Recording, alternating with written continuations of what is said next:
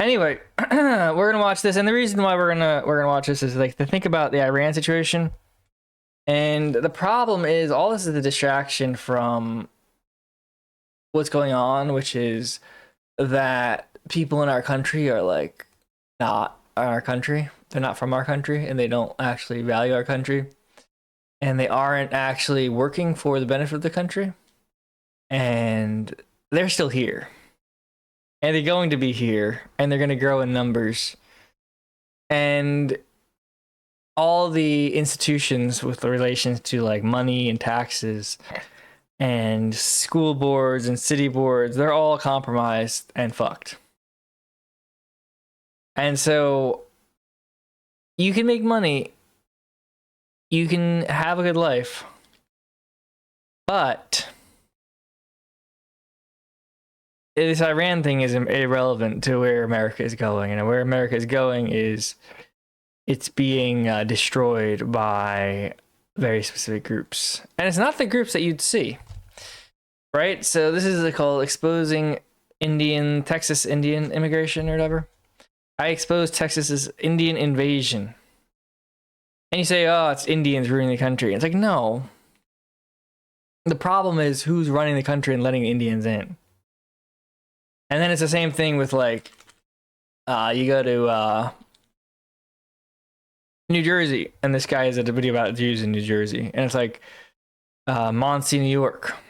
And it's like, damn, it's the Jews. Like, no. It's actually not. It's actually who's letting them in. And the answer, really, you're not going to like it. But the answer is boomers and Anglos. And that's it. And that's who is at fault for everything in the world. Because the Jews and the Indians are like parasites. They can't come in unless you get welcomed in. And they're welcomed in by a bunch of boomers and Anglos. And that's what it is. It's not them. They are a symptom. It's like if I'm bleeding out of my arm. Right? The problem isn't that I'm bleeding out of my arm, even though it's a problem. That's a symptom of a problem. The problem is I cut my arm. The blood is a symptom of it. It's the same thing with this, where it's like a bunch of Indians, a bunch of Mexicans, a bunch of Jews, a bunch of Chinese. It's just the people running the country, dude. It's the people running the country. That's what it is. It's the entire system. And so what's happening with the Iran situation is interesting, and it's going to matter, and it's going to be a big deal. But even if it wasn't happening, it's fucked. Even if it wasn't happening, it's fucked. It's all fucked. It's done. So, once again, you can have a good life. You should have a good life. You can work on things and be productive, and you should. And you should be, do your best to be happy. And do your best to do things, but realize this continent has been set up to fail. And it's going to get worse. It's going to get a lot worse. It's so bad, you'll wish you were dead. It's so stinky and brown, you wish you'd never heard of chicken masala or butter chicken or whatever, rice, or eating food with your hands. You will realize where we are headed, and where we are headed are there's a concept called quantum immortality, and the idea is that you can't die. And the idea is no matter what, you can't die. If you go to a reality where you die, everybody else maybe sees that you die, right? But you somehow survive, and you live forever, and that's a concept. And it makes a lot of sense. The only problem with it is that it doesn't mean that you're going to enjoy your life. You could jump off a building and have quantum immortality kick in, right? And you don't die, even though you jumped off a huge giant building. But it doesn't mean that you're not going to be paralyzed in a wheelchair forever, for eternity. You know, you could shoot yourself with a gun in the head and have quantum immortality and not die, all right? But it doesn't mean that the bullet's not going to go through your skull and give you brain damage, and you're going to be retarded for the rest of eternity. And it's the same thing with this country, is that we are going to succeed, we are going to live. This country has quantum immortality, It's not going to go away. It's not going to blow up. We're not going to have a revolution. But it doesn't mean you're not going to end up paralyzed from jumping off a building and brain dead from shooting yourself in the head in terms of a country. That's called India. We're in quantum immortality is like you go from America to India, but India still exists. And that's what we're going to get in America. We're going to get India. And we're going to do that. And so you have to start thinking like, do I want to live here? Or do I want to escape to Iceland and live on an island? And just live on an island and fish. You know, sounds kind of appealing. Would I rather live in India or Iceland? And those are your two choices. Would I rather live in India, in Hyperbad, or would I rather live in Iceland and look at burbling puddles of mud and take pictures of it and swim in the fjords and be bored all day and do nothing? Or do I want to live in India? You know what I mean? That's what's going to happen. Those are the options. And anybody telling you otherwise, they're trying to get to Iceland first. This quiet farm town turned home to one of the largest and fastest. Let's watch what's going on in Texas while we worry about blowing up children in Iran. Growing Indian communities in America. Where are you from? India. From India? I'm from India. South India. I'm an H1B. I'm into IT. Motherland India or Texas, USA? Obviously, Motherland India. Obviously. Obviously, Motherland India. As the Indian population exploded from 3% to 33% of the population since the year 2000, many Texans are outraged, declaring there has been an Indian invasion. But how are all these Indians coming to Texas? And is Frisco the only town in Texas where Indians are seemingly spawning out of thin air? I pulled up to the Frisco Town Hall meeting to witness the clash of heritage Texans and their new Indian neighbors. We need more or less H1B people here? We need a lot less. Why? I got laid off 20 years ago. I worked in IT. I have 2 master's degrees. I was making over $100,000 a year. They said, you're too expensive, we're going to hire Indian. But I haven't been able to find a job in IT since, and it's really sad. And you know what? I don't have another home in India. I don't have another home in Bangladesh. I don't have another home. I can't move to Somalia. I won't be able to live there. I'll die. This is my home. The devil would say, well, you're racist. That's racist. According to the devil's dictionary definition of the term, I am racist. There's been a takeover in Frisco of the Indian population and a lot of concerned citizens, and I'm leading the way asking questions. And I made this because corporations own Frisco. I'm a lifelong Texan turned T-Mobile whistleblower. I started talking about H-1B because T-Mobile uses H-1B to employ foreigners while they're laying off Americans right down the street.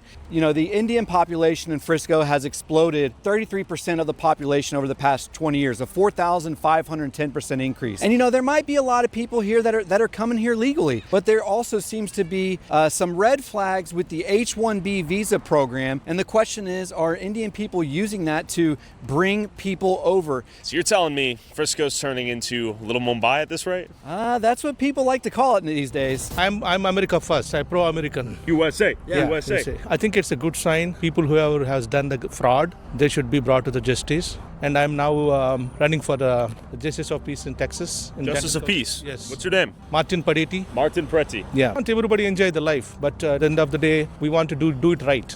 My beef isn't with the Indian people. It's with the system that are allowing them to do what we are experiencing here. Is there sufficient talent in America? Do we need infinite H-1Bs, so to speak? We do have enough talent in America. Okay. We strongly believe because you know, the Americans landed on the moon when all of these H-1Bs even born. To be fair, we did borrow a few Germans. You see, we got a lot of natural citizens also became Based. Americans, right? So they're also getting laid off. Do you think there should be a strong If a limit? law passes saying 1 million billion Indians can enter, then all these cucks will be okay.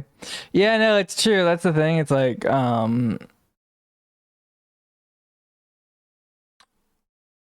guns or no guns, like, white people are like fucked. And it's not that, like, when I say that, it's not because it's like, and brown people are good. It's like, no, it's like white people are like fucked in the same way brown people are fucked, and like completely lack of agency, complete like slaves. It's really like, I think 85 to 90% of people are completely lacking in agency, and completely lacking in like ideas, regardless of race or gender. And the problem with that is that 10%, the 10% that is, the 10 to 15% that are able to think and have agency and like would be willing to kill to defend something, to defend their country, to for a real reason, not because they hate brown people or hate white people, but like the actual amount of people who be like, yeah, I'll kill invaders, I'll 100% murder women and children and men who are invading the country. Those people are such a small percentage that they can't do anything, because if they did it, it wouldn't do anything. If they did it, you just have people be like, oh, this is horrible. This is the end of the world. Oh, the poor babies and the children. And that's what's going to happen. And that's always going to happen because people are like bitches and pussies. And unfortunately, that's reality. Because if it wasn't, you would just have people walking around stabbing each other in the streets. Because it's like, think about how like many times when you walk down the street, you're going by homeless people, you're going by random people. And if anybody had like a high capacity towards violence, it would be just like constant. Like you wouldn't need, you have 1% of people, 1 out of 100 people. And that's like, you'd be seeing somebody stabbed to death every day when you're walking around, not even in a big city, because you're walking past 100 people every day. Right. So we obviously don't see that. It's like a super, super, super small percentage of people capable of violence. And so it's just not going to happen. So, the 10%. And so then what it means is those people who are willing to do the horrible things to help, they don't do those horrible things, because if they did, they know it's like mentally ill, because it's not actually helping. It's just killing people for no reason. And the ones that do are like mentally ill. The ones that do are like in a different context. It would be awesome, but really they're just mentally ill people, because it's not going to kick off some helter skelter. It's not going to kick off some end of the world situation. All it's going to do is kill some people, and then they're going to get arrested. And then people are going to like, well, this is bad. You can't kill people. And that's always the way it's going to be. Unfortunately.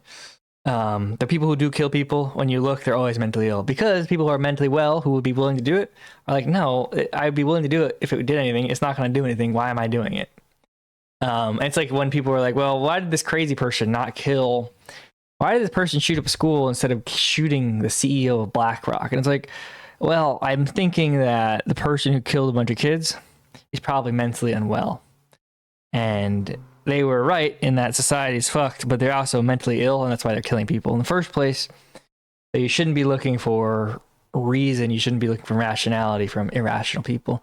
But yeah, it's like the difference between Europe and America is like guns, right? But nothing happens. Like, we have guns here. It's not like we are avoiding anything. We're not avoiding anything, just like Europe's not avoiding anything. Like, it's just like white people are just as fucked as every other group in terms of like the vast majority of people are screwed. And I think that's really the best way to think about it is like the quantum immortality, but it's for countries. Every country is still going to exist in 100 years. The problem is they're going to be like paraplegic, 1 arm, 1 leg, 0 eyeballs, their teeth will fall out, they'll have open wounds, they'll be like retarded. And that's what their countries will be. That's what every single country is going to be, because none of these countries can die anymore. Everything is what it is. On the number of H-1Bs? I am advocate for the H-1Bs. limiting the H-1Bs. India is a great country. We respect pluralism, and most of Indians, they enjoy the American part of the American society. And I know you guys like the Indian food a lot too, right? This is true. I do enjoy tikka masala. Yeah. If we turn away from God and the Word of God, love the Indian food. if we worship these Indians, these Somalis, if we just give everything to them, willing to cut your own throat, we'll die. Yeah. H-1Bs are the scapegoats. The employers, those are the people who have to investigate it. Even in one of my friends told in Dallas, most of Indians, they'll follow the practice, the caste. If you're not in the same caste, they will let you go. It happened in Dallas. So casteism is happening here in Texas. Yes, absolutely. I have my heart for all immigrant people, but man, we got to do it the right way. I want to ask you, infinite legal immigration, though, will still alter the fabric of any place, right? Correct. Would you be a proponent of infinite legal immigration? Don't understand it quite what you're saying, but yes, I mean, Dude, if it's done legal, if it's done the right way, yes, because facts, to what I've though. seen, countries have been blessed when immigration is That's facts, though. Let's be real. Well, Infinite when legal, you got facts, different kinds of W. groups involved, doing it the right way, following the You gotta do it the right rule way, of man. law. I think it's a good thing. Man, The you gotta law do it the has right allowed way. Frisco's Shit. Indian population to go from less than 2% to almost 20% Indian in the last 20 years, turning Frisco into a majority-minority city. Is the intent of these work visas bringing Indians to America to support our labor force or to replace it altogether? This is insurrection. This is the overthrow of the United States government, which is why 20 million people walked across that border. I can't go to Somalia and live, or Mexico. This is my See, that's home. the same thing, too. It's like, what I mean, where it's like you have crazy people who are willing to kill people. But obviously, only actually crazy people are going to do it because there's no benefit. Like, you can't, like, it's not going to fix anything. You'll just get arrested, right? It's the same thing with this, where it's like, there's a tons of people who are willing to speak and be honest about stuff. The problem is, if you speak, it's like COVID. You speak and you're willing to be honest about stuff, you just get fucked over. It was during same thing with Trump. When Trump was first, the 2016 thing, I basically was trolling, but I was still being honest, and I was talking about racial differences, talking about Muslims or immigration stuff with family members and friends, right? And mostly is because it was funny because they couldn't like argue against it, so they would just say horrible things and they call you racist and stuff, and I thought that was funny. But then you face the consequences of it. People treat you poorly, people treat you horribly, and then you get to the point where you're like, okay, well, if I'm just, this person obviously can't handle the truth, I should just lie to them and see them as dishonest, because if I tell them the truth, they try to hurt me for it. If I tell them the truth, I won't get a job, right? Why am I going to participate? It's the same thing with like participation in the workforce. It's if you get a job, and every time you get a job, you're abused. Every time you get a job, you are taken advantage of and lied to and not paid for your labor, right? At a certain point, you're like, okay, well, fuck that. Okay, fuck that. I'm just not going to get a job. I'll also do something else. I don't know what it is, but whatever it is, I'm not going to a job. I'm not. It's the same thing with participation in society. And it's like, there's a ton of people who would very eloquently make the point of, hey, the H-1Bs are bad because of this, blah, blah, blah, blah, blah, blah, blah, blah. But time and time again, we've seen that it's not actually, society doesn't want to get fixed. People aren't asking for help. People aren't saying, hey, how do we make this country work? How do we make this society work? It's like a drug addict, right? A drug addict, you have to pretty much step away from them, because if you try to fix them and they don't want to be fixed, it's like that video, that skater we were watching. He had all these friends who were trying to get him to stop doing drugs, stop drinking or whatever. And obviously he didn't, until he got to the point where he was like, hey, I need to stop doing drugs.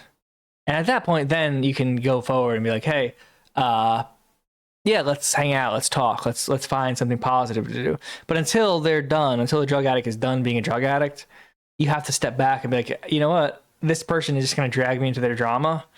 This person is just going to hurt me. This person is just going to attack me for trying to help them. It sucks, but I have to step away, and I have to decompress, and I have to disconnect, because I care about this person, but guess what? I can't help this person if they kill me.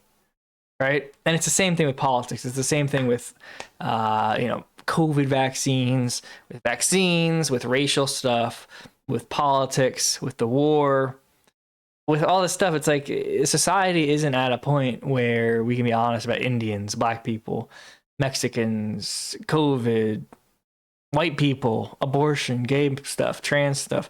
It's not at a point. People don't want the honesty. They're drug addicts. They want to feel really, really good, and they want to feel like they're important. They want to feel like they're like, I think everyone just, goated. Hans Van Luck just gifted 5 subscriptions on Kick. Goated. But at the end of the day, it's like, you just have to be like, that's what I was like, the same thing with whoever, like the people who shoot up a mosque, right? Do I care? No. It doesn't matter to me. Just like if somebody shot up a church, it wouldn't matter to me because like this is all retarded. But at the end of the day, it's a mentally ill person. Just like somebody who shoots up a church is mentally ill. It's the same thing with somebody shooting up a mosque is mentally ill. They might have valid reasons or valid thoughts that are part of the reason they kill a bunch of people. Same people who shoot up a school, right? At the end of the day, the person who's bullied who shoots up a school, they might have 100% valid reasons that led them to a very invalid conclusion. It doesn't mean that their conclusions, right? It just means that like there's reasons why it happened, right? Same thing shooting up a mosque, a synagogue, a church. But you're not going to find a mentally well person who does it because at the end of the day, it's not a valid strategy. It's not a valid strategy that's going to help anything. It's not going to change society, whether make it, you kill all the white people, or kill all the black people, kill all the Jews, kill all the gay people, stop gay people, institute Christianity, institute Islam, institute Judaism. Well, that's already instituted. But it's not really going to fix it, right? It's not going to make what that person's worldview, what they want. It's like a disconnect from reality. They don't understand reality. There's something mentally off with them, which leads them to kill people. Not even in the moral sense, just in terms of like, this isn't effective in any way. It's the same thing with this. Paul Town Viewer 774678 sent $10. Gemini said if you've ever smelled toasted almonds while walking through a forest, you might have been in the presence of a cyanide millipede. Is that true? That's cool. I didn't know that. What was it called? The cyanide millipede. Harpapha hydinina. W, don't know. Thank you. But it's the same thing with this. There's a ton of people who are willing. Yep. There are a ton of people who are willing to talk. If the time was right, if there was an opportunity, if there was a value to talking, there's not. And so what you get is you get mentally ill people like this guy. How can you tell he's mentally ill? He's fat. He's fat and he's gross and he has a Trump hat. He's just schizophrenic, really. He is like disgusting. It doesn't mean that what he's saying is incorrect. But what I'm saying is like what he's going about is like you can see that it's not the proper way by virtue of who's doing it, and this is like a loser. You deserve 1 million live viewers. I do actually though. I actually do. But that's the case. The problem is like everybody is just drug addicts. People aren't willing to do bad things. People are addicted to feeling like they're heroes. It's like Marvel movies. We don't have Marvel movies in movies anymore, but we do have Marvel movies in our hearts, playing nonstop on loop. Where everyone is like this hero of the story, and they are really important, and what they're doing is really important, and we need to take a stand. Ba-ba-da-ba-da-ba-da. Apple Music does not work on the Dono. Think about it this way, Paul. If you hadn't rage your parents about black people, the millions of people on IG Reels wouldn't believe that. It's all causality and timing. It's true. That's very true, dude. But at the end of the day, yeah, nothing's gonna change. And so you can think about the quantum immortality thing. And you can say to yourself, I'm gonna live forever.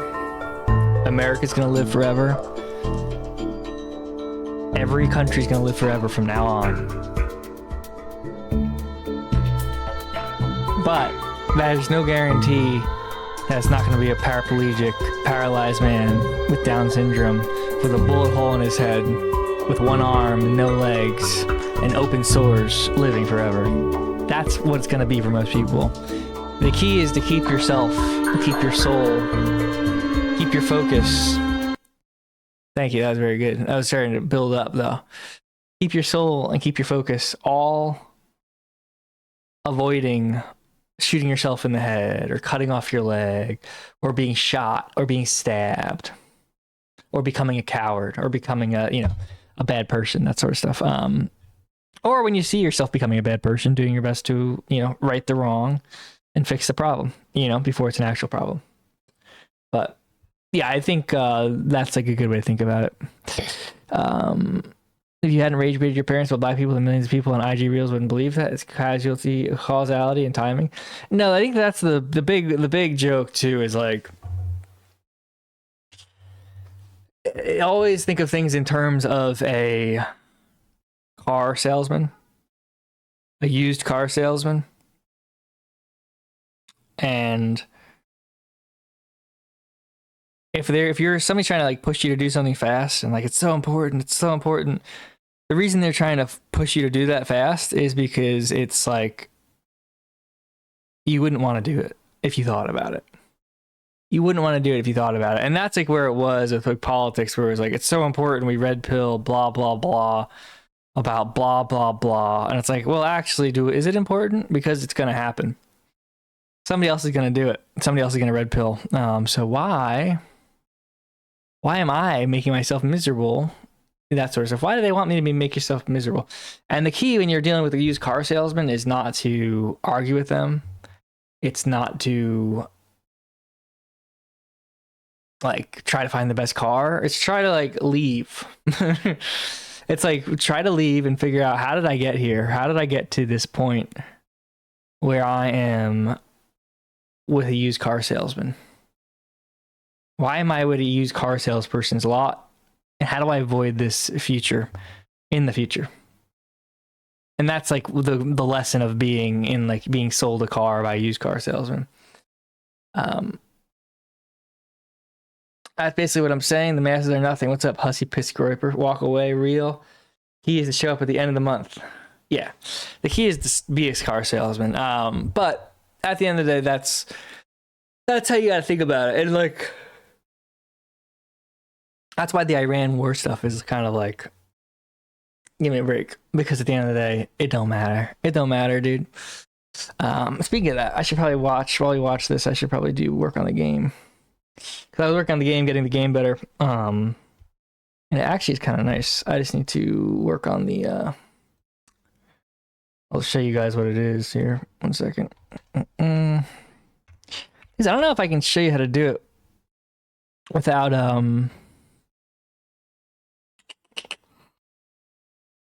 with the scene set up as it is currently. So the proper conclusion is basically just take care of yourself and do things that bring fulfillment and safety to you and your family. No, I think the proper conclusion is thinking of it as like think of it as like, what did we do when we got the AI, right?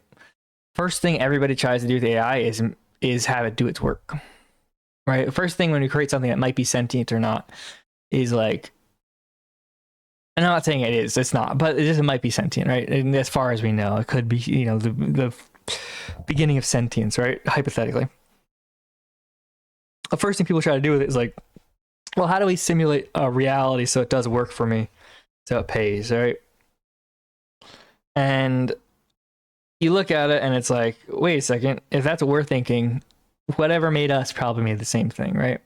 We're probably put on Earth to create stories, create like drama, create information so they can be farmed and sold probably to like interdimensional aliens who like to watch TV. Honestly, that's probably what it is. It's probably like we're probably put on Earth to like make stories and movies and like whenever they drop like new technology like TV or radio, it's so they can make new content. And then we were just like the user agents that hit the content form, like radio, to make radio plays, like songs, etc. And then same thing with like movies, right? It's like they drop the movie, then it's like, okay, now our bots are gonna now make a bunch of movies, make plots for the movies. There'll be popular movies, unpopular movies, there'll be rating systems. And now we can just pull out from our bot system the successful movies that look good, right? And then we can sell them to other humans on our level substrate of reality. Von Lux sent $10 Goated. Rivet Gun Mother Soki. Farming, yeah. So I think the key...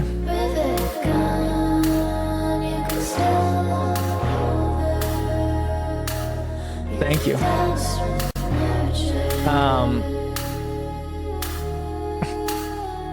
But we're going to compress space and time so they comprehend our 1,000-year efforts as mere seconds. Yeah. So I think the proper conclusion, though,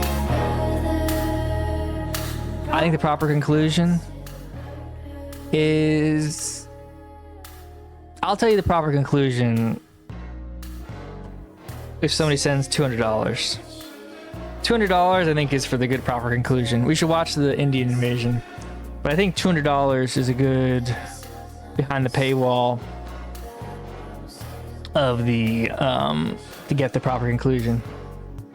This shit's so loud, I know, dude. Thank you, Hans von Luck, though. It sounds good.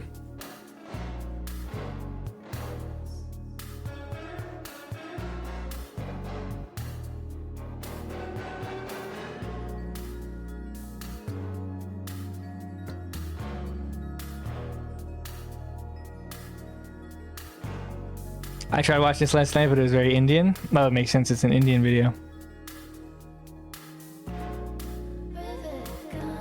Yeah, so as you can see here, I'll pull it up the game while we wait for this video to end, or this audio to end.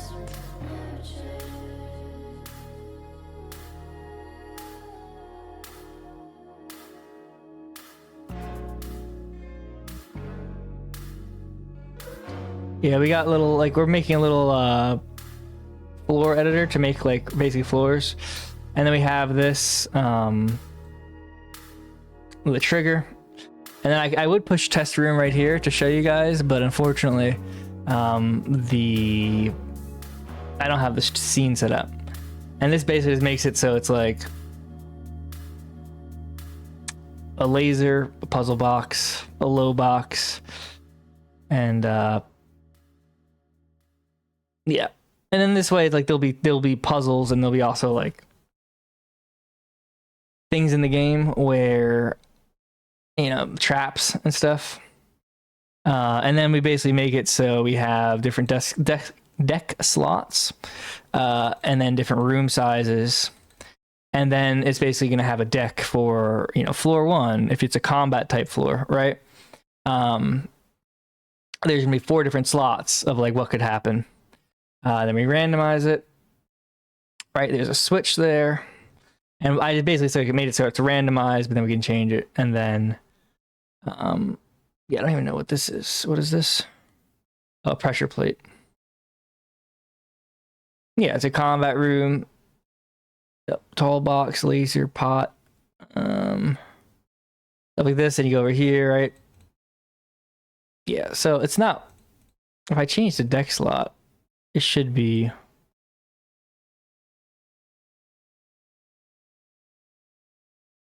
it shouldn't be auto saving. Yeah, let me record this here while I'm going here, while I'm thinking out loud. When I switch from in the room plan tool, the deck slot, it works if I don't change the size, but if I change the size, it loses whatever deck slots have been saved. So basically, by default, have every deck slot for every type of deck for every floor be, you know, 8x8. And then when the user changes the size, when the user changes the size of the specific deck slot for a type, change that specific room to being that width and height. And then when they go to, you know, just say they hypothetically move from deck slot 0 to deck slot 1, load in the size first of the deck, and then load in the attributes of the deck. You know, that way it is not overwriting the deck improperly, rather.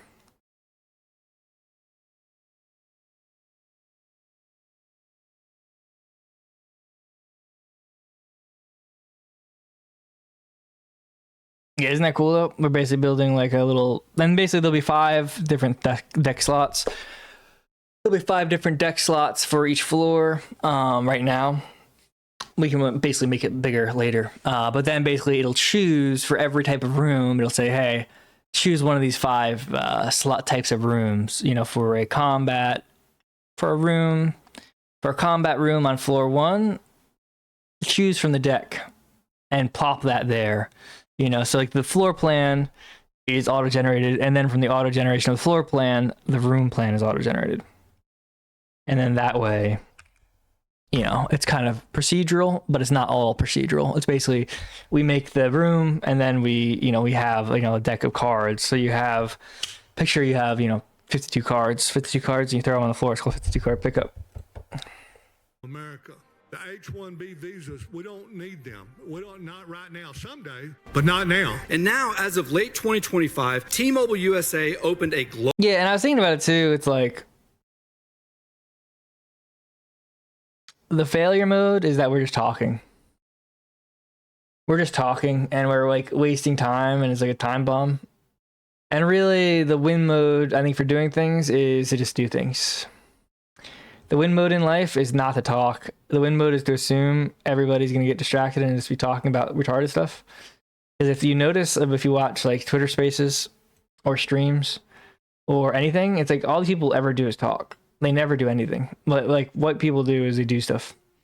So I think that's the key. Just be busy doing things constantly, always working on things, always thinking about things, and but avoiding like sitting on a Twitter Space for 5 hours. global technology hub in Hyderabad, India that employs thousands of Indians while they're laying off Texans and Americans. They've even sent Americans to go train these Indians in India. T-Mobile USA could have easily opened up this technology hub in the United States of America, and they could have ran it out of... My mute pilled? Also, well, the way it works with these situations is that these council people like it. Not because they care, but because the more drama there is, the more stress there is, the more the Indians are willing to pay to bribe the council officials. And the Jews are willing to pay. It's like literally like the more outlash there is, the more value there is to be a sellout. That's like another, like, it's like satanic, like, incentive structure where the more outrage there is, the more money there is in being a sellout for any of these council people. And so they like it. They like the drama. They like the stuff because now the Indians are going to be willing to pay more to get what they want. One of the two Frisco offices on Warren Parkway. On top of that, T-Mobile spent $81.5 million on salaries for... Yeah, this is like when you're arguing on Twitter, this is how you should feel. This is what you should think about yourself as. Like, you're just like a loser who's wasting their time to argue. Don't argue with people. Find people that you can talk about things with in a positive way. And the people who argue with you and are negative, just cut them out of your life. It's too late. The time is too late to deal with the drama. If anybody's bringing drama into your life, say, sorry, I'm a star child. I'm a star seed. I'm an indigo child. I can't be dealing with this shit right now. Okay? And then you move on. H-1B employees in the United States in 2025. I need to talk to the president. All salaries that could have went to Americans. Is it a coincidence that T-Mobile has a new Indian CEO as of November last year? Probably not. We are the entrepreneurs, high-skilled professionals, fueling the tech and medical corridors. Dude, all that said, sometimes you gotta bait. Sometimes you just gotta bait. You know what I mean? That make our Cotton County a national leader. In Frisco, you will find us serving in our churches, seeking peace in our temples, practicing charity at our mosques. We are guided by timeless wisdom that transcends borders. Indian Americans play a crucial role in Frisco's growth. Many work in high-demand fields such as technology, healthcare, engineering, finance, and entrepreneurship. My name is Shri. My name is Ardav. My name is Siddharth. Hi, my name is Mathila. Hi, my name is Anvika. Indian Americans make up 1.6% of the population, but are responsible for $200 billion in taxes, have the lowest crime rate. And over the last couple of years, we've seen... Perhaps the most goated group in the world. Perhaps the most goated group in the world. But anyway, this is the thing too, is like... And Jared, dude, the Jewish guy to the left. That's like what you have to understand too, is like... It's just Anglos and Jews, dude. But whatever. These people are not going to go to the military to die. The war is going to make things worse. Like, that's what people understand too. Is like, this is like the end. It's going to be faster than you even imagined because they're going to kill a bunch of white people. A ton of white people are about to die in World War III. And so that's that. Okay, so like like I said, quantum immortality. This country will still exist, but it doesn't mean it's not going to be like a pile of bones, paralyzed with a hole through its skull. It's going to be. It's going to be fucked. So you got to be very careful to avoid identifying with the paraplegic, retarded person who has a gunshot wound in their head who jumped off a roof because they said, well, it's quantum immortality. I can live forever. And now they have AIDS because they had gay sex with a man. You got to realize, I'm going to live forever. I should probably avoid getting AIDS, shooting myself in the head, jumping off a building, getting stabbed to death, getting shot. All this stuff, I should avoid these dangers and lock in. The greatest polarizations in the history of America. People are upset. The American dream is alive and well here, and it's not because the streets are paved with gold, it's paved with the ingots of possibilities. Every person in this room right now, their ancestors have come from a different country, a different continent. Despite these positive contributions, Indian Americans sometimes face discrimination or hate. I urge the council and the residents to reject such a rhetoric that divides residents based on what and where they came from. Let me be clear here. There has been no credible evidence presented to any widespread HMD visa fraud in this city. Today, many Indian families are living in fear. Replace it with reality. Unqualified Indian and Muslim workers scamming Americans out of jobs, stealing tax dollars, and destroying our nation in Texas. And the funniest part, if these were truly high-skilled Germans or Poles, we'd welcome the net positives. Instead, we get low-quality scammers with fake degrees, abusing our systems meant for generational Americans. These are high-quality Polish people, all 7 of them. We would let them in immediately. And America is an idea. It lives in the hearts of all of us, the 243,000 residents of Frisco, and I say this with love. Thank you all for being here. He said America is an idea. Do you agree with that? I think it's more than an idea. And I made sure that, he made a point that the Indian population in America is 1.6%. Well, in the city that he's running city council, it's 33%. So it's pretty obvious that there's a problem going on here. Let's say we have infinite legal immigration. Is it better than illegal immigration? It's funny because we've almost been tricked. We've been marketed this thing where we believe it is good to import people for jobs that we can't sufficiently do. We built the jobs. You're telling the people who built the jobs we can't do the jobs. Yeah. So it almost sounds like a scam. Well, they threaten them with the H-1B visa and they hold that over their head because if they don't work a certain amount of hours, they won't sponsor them. So they can't threaten you. Yeah, these politicians are going to be like, damn, good point. Good point, dude. Offset got shot. That's funny. Not Chiari Kendrill, Cephas. Gun violence. You're in the casino in Hard Rock. In Fort Lauderdale? Wow.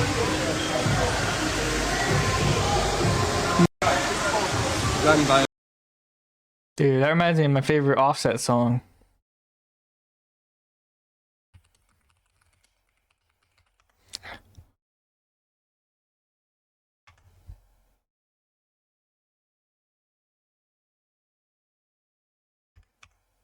Oh, I guess it's not the right one. Is it this one? The April 15th tax deadline is coming. And your max refund is a few steps away with TurboTax. Plus, Nah, not this. JH sent $5.01. Hello, Pake Lime Indian. Please respect. Look, it is what it is, dude. It is what it is. I don't blame you for ruining the country, but you are part of it.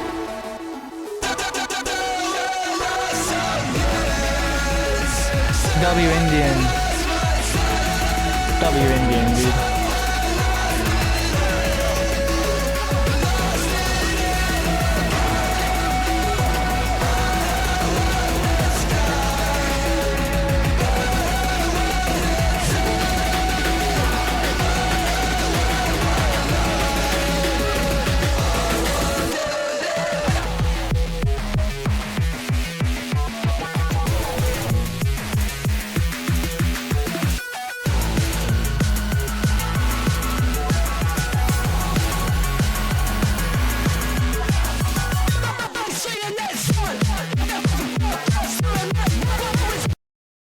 And you're an Indian girl?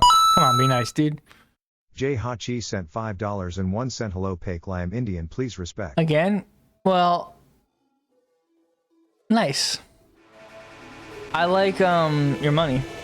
But at the end of the day, It is what it is. It is what it is, dude. The country's fucked. Why are you coming here?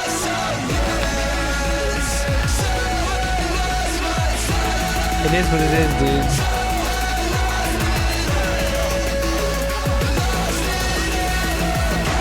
Because the problem is too, it's like there's like a white ambivalence to things, which can be good or bad. But it's like a thing. It's like I'm ambivalent if somebody likes me or dislikes me, who I don't know. There seems to be a weird like situation with all these people where it's like they require you to like them, which is like the fastest way to be like, I don't like you. The fastest way to ever get somebody to say I don't like you is to be like, you better like me or else I'm gonna be upset. And that's just how like it works. But there's a very weird thing, I don't know. Yeah, it's over, dude. Like, that's the thing. At the end of the day, I don't have anything against like poor people or like brown people. But I also don't have anything against not liking them. Like, I don't have any problem with if they annoy me being like, go away, leave, go back to your country, or else. Not because you're ruining the country's already ruined, but because you're annoying me. And when the country's already ruined, and I'm annoyed, what's the reason not to be like spurging out about things in like a way that people won't find enjoyable? You know what I mean? So that's like one of those things where it's like, I don't have anything against people, but also don't piss on my shoe and tell me it's raining. It's not raining. You peed on my shoe. And why'd you do that? We don't do that in America. We don't pee in people's shoes unless we're drunk. Being able to go back home because your home is in America, like the United States, if you're an American citizen. So, and they can just work them to the bone. So I headed into the JH sent $5.01. We have Viswanathan Anand and hundreds of grandmasters. Americans? They play Fortnite and forget their own phone That's number. true, though. That's true. That's why I know chess is retarded. That's like another example of chess being retarded. Dude, this music is so bad. But yeah, I can't, chess is like retarded and sucks ass. Can't tell if it's like a real Indian or a fake Indian.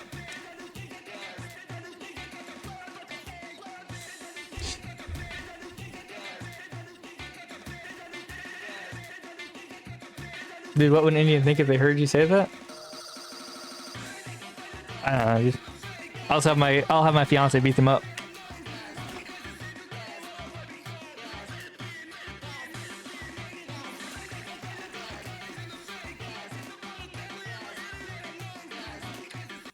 It's over, dude. Wake up. Art of Frisco to speak to some of these elite H-1B engineers we've imported from India to save our economy from our unqualified, lazy American labor force. There is the Karya Sidhu Hanuman Temple. I will say I like the temples. I am a man of many different contradictions. And I like all the temples. I like the statues. I like the temples. And I am a fan. $5.01 with 1.4 billion people. Even if only 1% of Indians are geniuses. That's true. That's 14 million geniuses, more than the entire population of many countries. Statistically, we have to be smarter on average. That's true. Probability, bro. That's just true, dude. That's why India is beautiful. That's why India is amazing. And I love India. And that's why India is full of I don't even feel worthy. I was invited to go to India recently. Not ironically, not even joking. I literally was. I couldn't go because I didn't feel worthy. I didn't feel worthy to go visit India. I was invited there by Indians, not even gonna lie. But I couldn't go there. I wasn't worthy to enter the space. Such ancient civilization and wisdom and strength and power and high IQ people. I just couldn't do it. I had to stay in the idiot America area. Out of courage. Where are you from? I'm from Andhra Pradesh. From Karnataka. I'm from India. Hyderabad. Hyderabad? Are you from Hyderabad? Yes, I am. Really? I'm from Chennai. Are you here on like H1B? No, right now still I am my student visa. I see, like so F1. yeah, yesterday the H1B results got rolled out, so I'm just waiting for my decision. Yeah, I'm one of them. Waiting for the same results. Are you anxious right now? Hope for the best. I work in a company, software company. Software? Yeah. And are you H1B? Yes. So if I get my H1B, I can stay here for more 5 years. What happens if you don't? I still have my time, like almost 2 years from now. 2 more years. So maybe I need to try for different visa, or else like. Dude. I'm an H1B. Did you come here as H1B? No, I studied here. So F1, OPT, H1B? Okay, it seems like that's the common pipeline. Come here as international student, get green card? Then that was it. That's what it is. Yeah, that's what I did. Have you seen the new wave of people from Telugu? A lot of them, yeah. A lot of them? Yeah, lately, yeah. How long you been in the States? Around 10 years. Are you on H1B? I graduated. Okay. And I'm working right now. Okay. Are you like on F1 visa? I see. Why did you end up here in Frisco? Did you have friends and family here? Yes. Okay. This is actually my uncle's. Uncle's restaurant? Your goal to go from F1 to OPT to H1B? Yeah, exactly. Okay. Motherland India or Texas, USA? You laughed at that one. No, obviously motherland India. Obviously. Obviously, motherland India. My motherland is India because I'm born and brought there, grow here, and I'm here to serve the US. So I can say that the second land of for me is US because I'm getting here. The US give me the respect, job, and the good opportunity. I'm I'm planning to go back to India. So Your daughter, is she a citizen of the US? yes, she is. Okay, so you're gonna bring her back to India one day? Definitely yes. Whoa, that might be challenging for her. Hyderabad or Frisco, Texas more? Hyderabad, of course. Hyderabad, of course. Then I have to ask, why are you here in Frisco? I had to. Feels like I'm still in my hometown. Really? Everybody from my hometown here is Wow. So you moved all the way from Hyderabad, thousands of miles away, to Hyderabad. to Hyderabad in Texas. The India bazaar is right there. I wanna see if we can find Dude, he's such a funny like piece of shit. It's so funny like the way he's doing it, dude. He's such a good baiter. in this 7-Eleven. And secondly, I want to see the moment I walk in there if I will be met with an Indian cashier. He's such a piece of shit, dude. Are you on an F1? Are you an F1 student? No. Okay, are you H1B? Yeah. You're H1B? Yeah. Working here at 7-Eleven? Yeah. Okay, where are you from? India. Where in India? Andhra. Angara. Yeah. Is that close to Hyderabad? Yeah, I'm going to call my manager. Okay. So Do you work in IT? yeah, I work in IT. Yeah. I'm working with the Walmart here as a software engineer. Yeah. Okay. I'm into IT. I work for a company. IT? Yeah, yes. I knew it. Bro's black. That's an example of an Indian. No, that's an Indian. But this guy is an example. He's black maxing. He's black maxing to try to thug max to get girls. That's an example right there. I guarantee you. He's trying to thug max to get girls. For a company. IT? Yeah, yes. I knew it. I do work for IT. IT.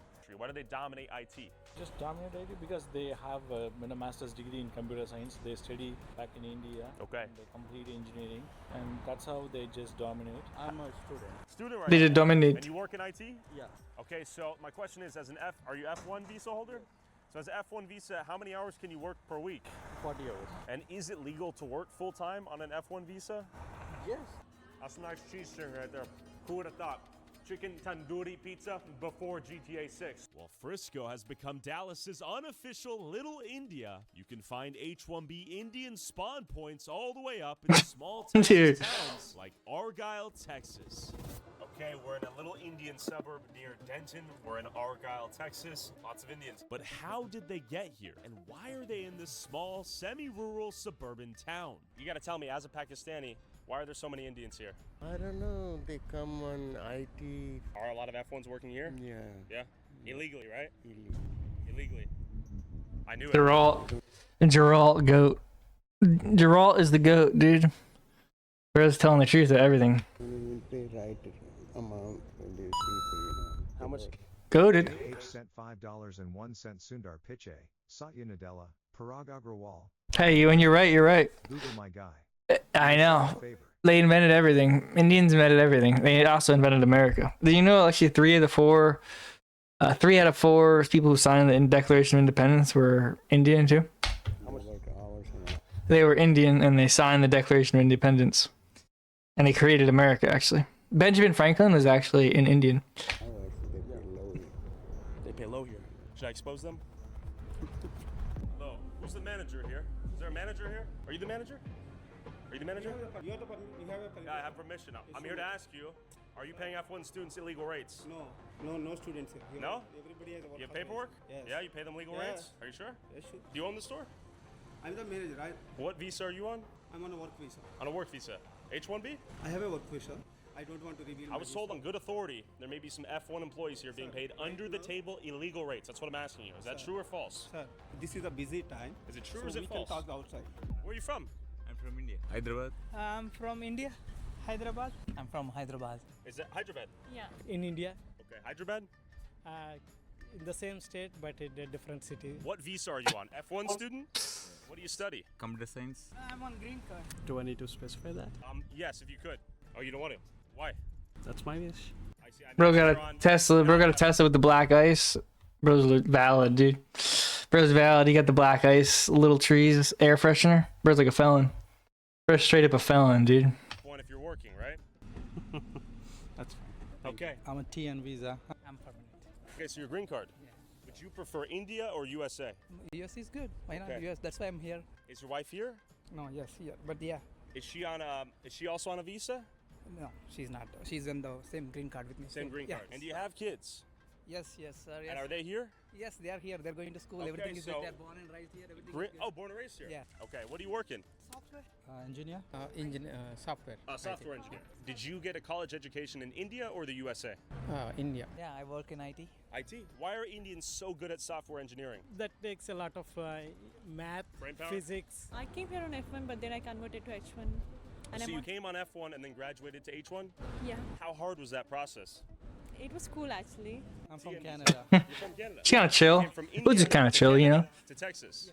Most people Shit was who just come straight here up chill. have the What can I say? intention to get an H1. Yeah, Yeah. Dude, it's crazy. They all have Teslas. because it is valid that you can. That's why all these tech people like Indians. Is like they're the only people less cool. The only person less cool than Elon Musk is an Indian. The only person less cool than Sam Altman is an Indian, and that's why they love Indians, because they're like obscuous,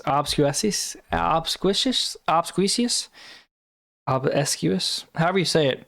They're very subservient, so they'll suck up to whoever, and they have zero riz and zero swag.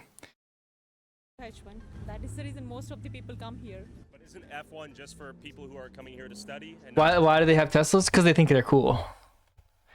Because they're Indians. The only people who think Teslas are cool are Anglos and Indians. to work? Yes. And Asians. So do you think it's a bit of a fraud to come here to study and then end up? Go back too. Did you go back? Obsequious? Obsequious, yeah, that's how you do it. Yes. And now Obsequious. There we go, finally. legal minimum wage in Texas. That's one of those words like you know the shape of, you know what it looks like, and then you don't read it, you're like, how do you even say this? No F1 students. These all I have work permits. We have all work On permit OPT? students. F1, H1B, O1. I have a work authorization. I know you My do. employers have all work authorizations. So you're not employing any F1 students? On the record, yes or no? No. You promise me? Yes. You would swear to God? Yes. Swear on your mother's name? Why you are asking like that questions? Obviously, H1B is a non-immigrant visa. When will you be going back to India? We are thinking to go soon, but we are not sure what Okay. date. And how have you liked Texas thus far? It's good. I like US. I like India more. That is the reason I'm trying to go back. Basically, at the end It's so of the hard day, to go our back. Family is important, right? Our family is in India, so we need to go back to India. I see. Are you married here? Yep. Is he also on H1B? Yes. So 2 H1Bs, and do you guys have children? Yes. Were they born and raised here? Yes. Do your children have Indian citizenship as well? No. No. Okay. I told you, right? If you want records, for me the legal, okay? I can show all my employee information with the date. Let's see. I don't want to. Okay, you're gonna show me the paperwork or what? Who? For me? Me. No, you don't have to right to come inside. I okay? just did. You can just out. Why don't you just show me the paperwork and I'll be on my way? Do you illegally pay F1 students? Yes or no? No. No. Okay, fine. Yeah, that's fine. That's fine. I hope not. Hi, man. When I asked him to swear on his mother's name, he postured up. I thought he was going to throw it out. I thought I was going to get punched for the first time in my life by an Indian. So this is a meme right now. Please be patient, student driver. This is a kind of a joke, a meme online because there's so many of them. Are you a student driver? No, I'm not. Why do you have the student driver sticker? No, why are you taking video? We're doing a survey for people that have student driver stickers. I'm not a student. Do you have a student driver in your family? Before I am a student driver, so I kept it. I forgot to remove it. How old are you? 30. I have a sticker which I put it inside. You have a student driver sticker? That's for my girlfriend. So. Come on. So your girlfriend has a student driver sticker? Dude, they just lie about everything. It's crazy. A little girl? No. How old is she? She's about 30. She just started driving. She wouldn't drive, learning to drive. I see. Did she know how to drive in India? Yeah. I see. So it's a difficult translation over here? Yeah, it's left to right and all that. So probably she did her course 2 weeks ago. Okay. Generally, it looks a little scammy almost. Sure, yeah. Now I know that's a great thing. I'll remove that. Is that your sticker? Yes. It is? Dude. Are you a student driver? No. Why do you have that sticker? My kid sometimes drives. I see. But if so many of these highly specialized H-1B Indians first came to America to study at our colleges and then stayed here until they got an H-1B visa to work, then why exactly aren't American students educated in the same schools qualified to work the jobs we've been told we need these Indians for? Are Indians somehow vastly more overqualified? They're just smarter, dude. Nationality on the planet and therefore receive 70% of You America's just, H-1B dude, you can just tell they're like smarter and like better and like cooler. visas. I met up with Mavash Siddiqui, a U.S. Foreign Service officer with 21 years of experience in national security and foreign policy, who worked as a visa officer at the U.S. consulate in India to understand what's going on here. I'm not representing the US government. I'm not representing any other entity. It is just me, myself, and I speaking from my personal experience as a consular officer in India, which was 20 years ago. So an H-1B visa is a guest worker visa. It's a temporary status visa. You abide by the laws of the United States as a non-immigrant, and then your permanent residence needs to be in India, so you have to return back. When I served in India, my job was initially to basically focus on what is known as non-immigrant visas, that it is a travel document which is meant for temporary visitors. What I saw in terms of industrialized fraud was there was systemic corruption and fraud happening because everybody and their mother wanted to go to the United States. In that jurisdiction of Chennai, we were mainly seeing a lot of fraud patterns come from Telangana, the Telugu community. Classic. Really ravenous hunger amongst the 16 to 45 years of age people to basically use the visa loophole in order to cut the line and actually emigrate to the US. So the intent was to come to the US, work here, find an avaricious lawyer, go to the Department of Homeland Security. Yep, that's the key. That's the key right there. Oh, what? Something? Oh, a lawyer. Who are lawyers? Oh, I forgot. I forget. I guess I can't connect the dots. Who are lawyers? Who are the lawyers that make a lot of money off of this? I can't. I can't figure it out. It's too complicated. From like a visitor visa to a permanent residence. This hunger and craving that I saw created this systemic, massive ecosystem of fraud. For instance, when I went as part of the fraud management unit to this place called Black people. Shit, you're right. It's the black people, dude. Huge back industry called Amirpet. There's a visa industry where you have storefronts after storefronts focused on basically creating fraudulent documents. A lot of F1 students, I'll give you an example. You know, there were 400... No, the thing is, they didn't take over the government. They didn't take over. The people running the country brought them in. That's like the thing you have to always like keep in mind. It's like,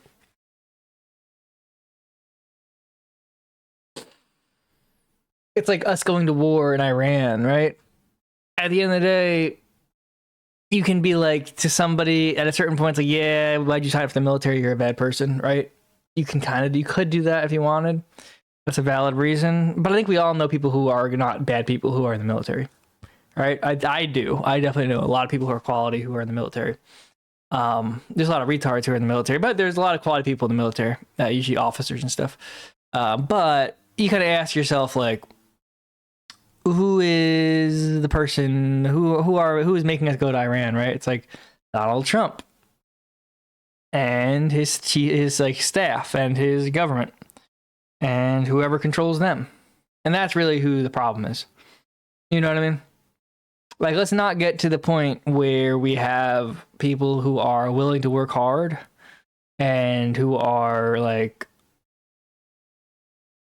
Americans and are a little naive. We should never get to the point where naive people are being attacked.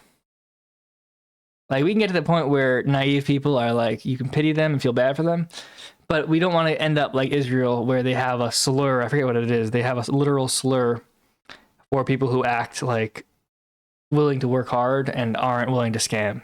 Like, there's a slur in Israel for people who will go out of their way to help people for no reason.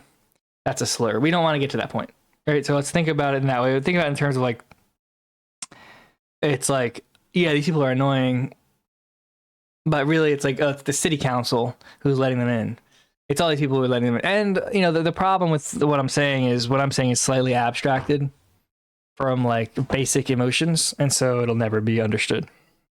Like, that's another thing to keep in mind, that I always have to keep in mind, is that like, I'm right. I know I'm right.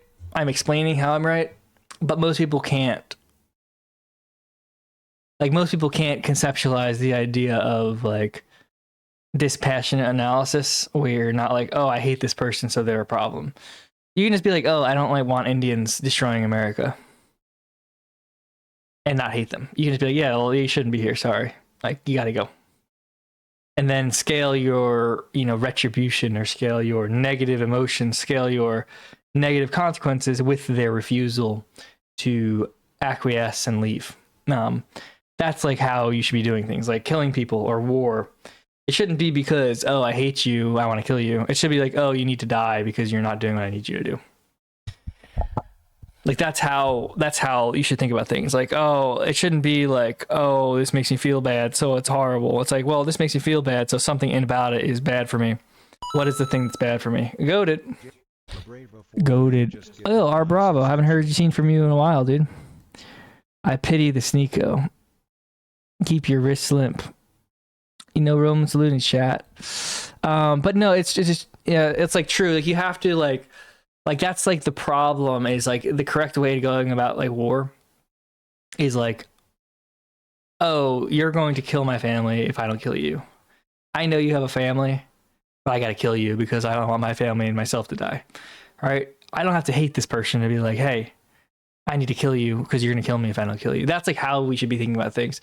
The moment you're like, oh, I hate you because you're evil and blah, blah, blah, blah, blah. It's like, now you're a slave to your emotions. Whoever is in control of your emotions is going to be dominating you. You should kind of balance your emotions, and your emotions should kind of not be leading you. They should just be useful, like signs on your car. Like, if your car has a check engine light on, or it has the gas engine light on, or it has the oil change or maintenance needed light on, right? Or the anti-lock brakes, you know, something wrong with that, you know what I mean? Or temperature gauge. That's not the problem. That's like a little indicator of like there's some underlying problem, right? It's the same thing with emotions. Like, emotions should be like, they shouldn't be the cause of action. It should be like, hey, I should look to see what the real reason this emotion is popping up is. The problem is most people are not like trained to do that. Most people are not in touch with anything, and they never will be. And so I said this on Twitter yesterday, or this morning, but basically, like, be honest with yourself as best possible, and realize like reality is like Invasion of the Body Snatchers. It's like we're in a zombie movie or Invasion of the Body Snatchers, where you have to, or a quiet place, where you have to like be as quiet as possible. Don't reveal that you're not retarded as much as possible, because the more you reveal it to strangers, the more in trouble you get. Streaming, obviously, this is like a, it's like too late for me. That's what I'm telling you. Like, basically try to keep yourself sane. Like, the lie that people will tell you when they want to dominate you, or they're retarded, like Nick Land, who's retarded. What he said the other day was like, just be honest as possible. That's the best heuristic. And it's like, no, that's not the best heuristic. Be honest with yourself. If you're honest with the world, they'll kill you. If you go around like being honest, that's called being retarded. Like, don't be honest with the world. Be honest with yourself. And then people that you can be honest with, and there's very few of them.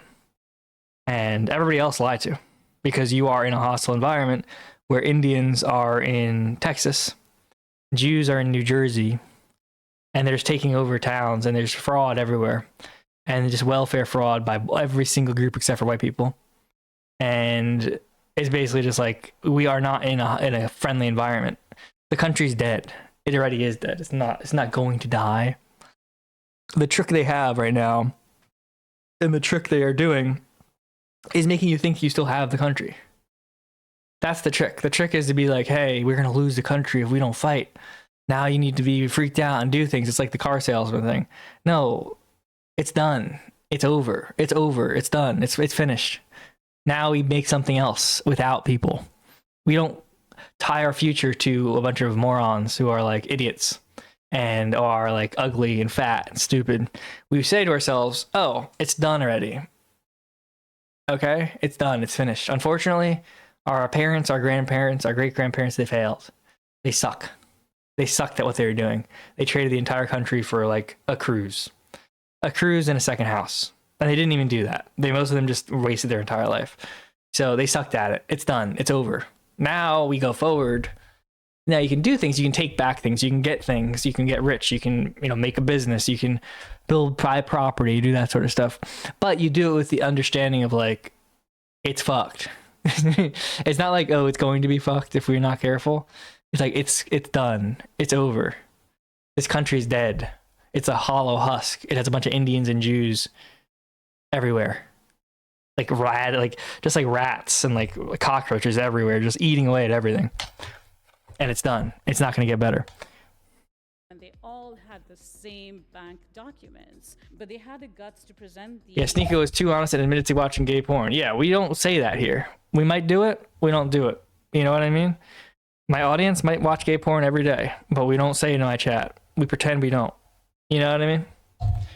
Documents which basically were fake transcripts, fake bank statements, and also, fake degree certificates or high school diplomas, etc. So it was industrialized in the sense there were factories, and they also had these storefronts saying green card would be possible within 6 months, kind of thing. Like, we were just like so overwhelmed that there was this pressure to issue, right? And where was this pressure coming from? The U.S. Embassy in Delhi had obviously... Well, under so much pressure. A political appointee ambassador. This is during the George W. Bush days. And then we had, obviously, the consul general. But there were politicians who were pressuring, whether from the, South India arena or from Delhi itself, saying, you need to issue visas in order to make a better, stronger bilateral relationship happen. Even if that individual is not qualified, at one point we had this ludicrous pressure to say, if that person is not a terrorist, go ahead and issue thing. And so we started the system in Chennai to revoke H-1B visas where we saw a lot of fraud happen. The United States spits out 150,000 people a year. Amongst 800,000 students, you have 100,000 who've gone through this rigorous, computer science coursework, and then they're told they don't have an opportunity to work in our industry. But then you have these Indian H-1Bs come in with just a Microsoft certification. Some even had the guts to present us with graphic designing, which is very different from, taking C, C++, assembly language, SQL, third degree calculus. That's very different. So it's just interesting how we had a very hard time revoking these, because it's not like a simple revocation. It's a bit of a uphill battle for a public servant or a consular officer to revoke those, where the burden of proof falls on me. After a long, grueling day of interviewing 200 people, you have a stack of these H-1B revocations. Let them in, they know Excel. Type up and send to the Department of Homeland Security and say, this is why we suspect fraud, which means, you're providing pictures and documents and a narrative and et cetera, et cetera. We don't have that luxury of time. So I saw the cracks and I warned people. Are these H-1B visa holders superior to Americans? And so I get the whole not being honest to dishonest system where the progenitors are. I show as the line for this at close friends or more suitable subtle situations is the value in being honest and righteous person then, or should we just say fuck it and just be dishonorable all over? I'm not really sure, honestly. I'm gonna try to. I'm not perfect, and I've done dumb things, but I think it's like you should try your best to be like honorable. Because the thing is that this won't last. Like, this can't go on forever. Everyone's committing fraud.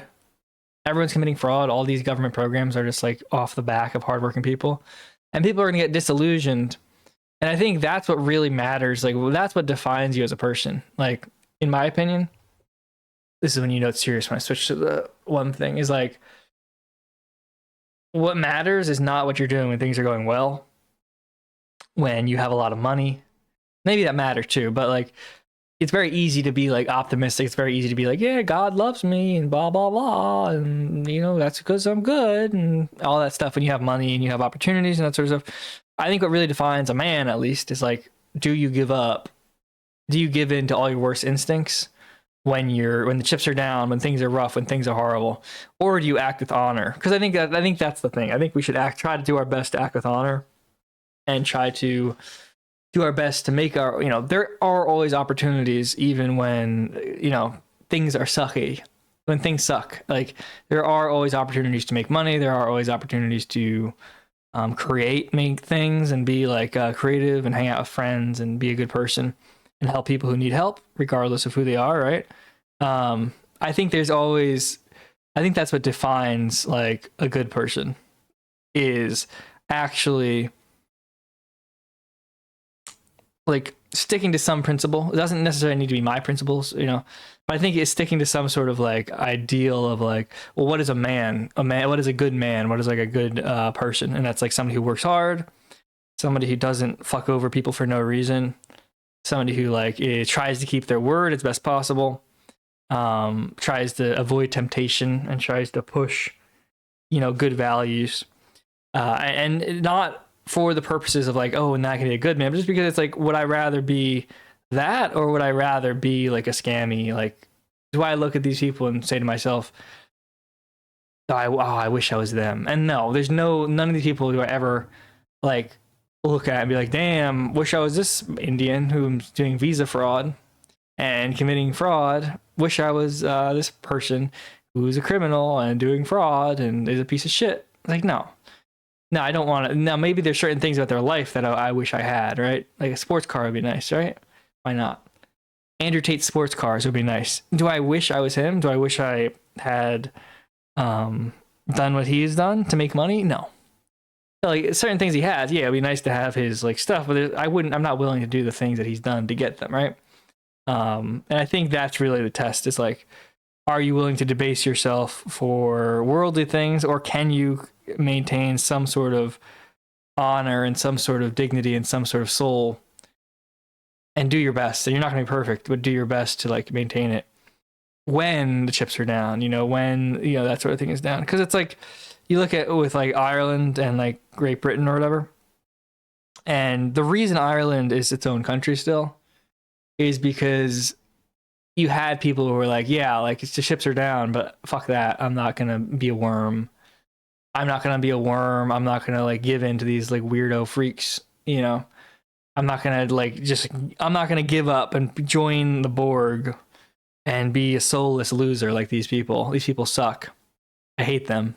I'd rather die in misery with my identity intact, with myself intact, than to, you know, join the mediocre mass of British people who really just are lucky because they had boats.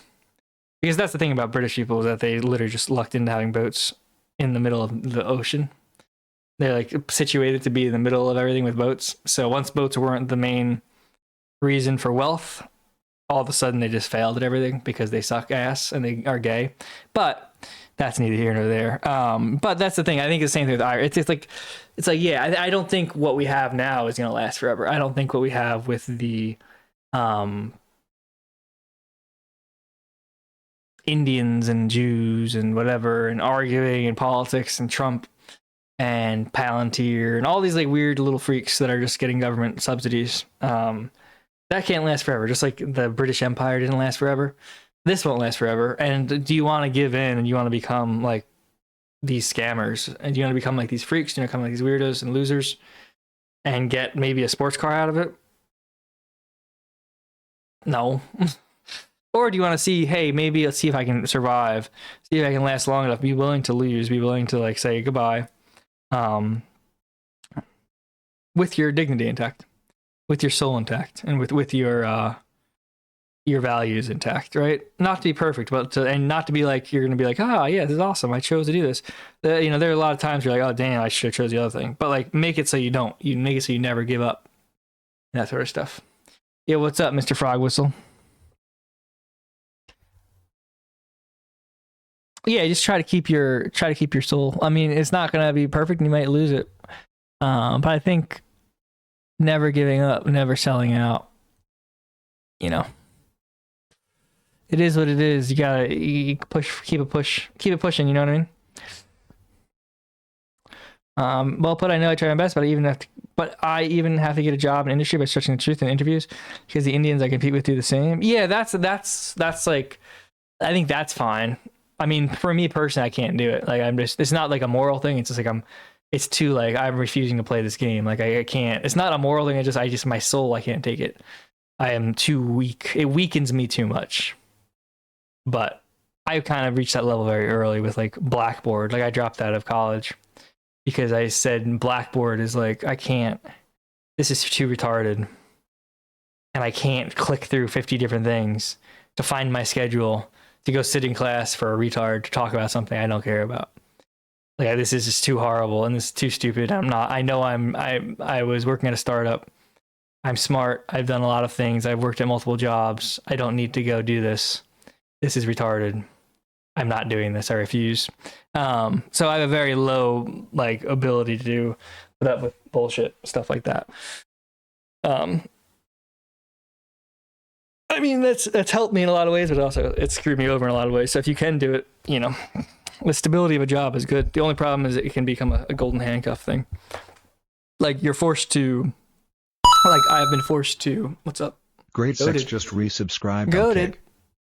But I've been forced to because of my, I guess, impatience and inability to deal with like stresses of things and spurring out about things. Like, I've been forced to constantly like try to do different things, and it's very tiring and it's very stressful. And there's been times where I've yelled at people, times where I've said horrible things, gotten very stressed, been miserable, because I just can't. I was like compulsively not able to deal with like mediocrity. And so like that sounds nice and it sounds cool, but at the end of the day, it's like, will it work? Will it not work? Who knows? Like I get miserable when I don't get anything done on my program, like in the day. Like, I will be mad if I don't get in a single day, if I don't get something done that I'm working on constantly, I will be like upset. I will be like I'll be angry at people and not able to enjoy myself. So it's like, is that good? Is that bad? I don't know. But yeah, I think you just keep staying true to yourself and not losing the light in your eyes.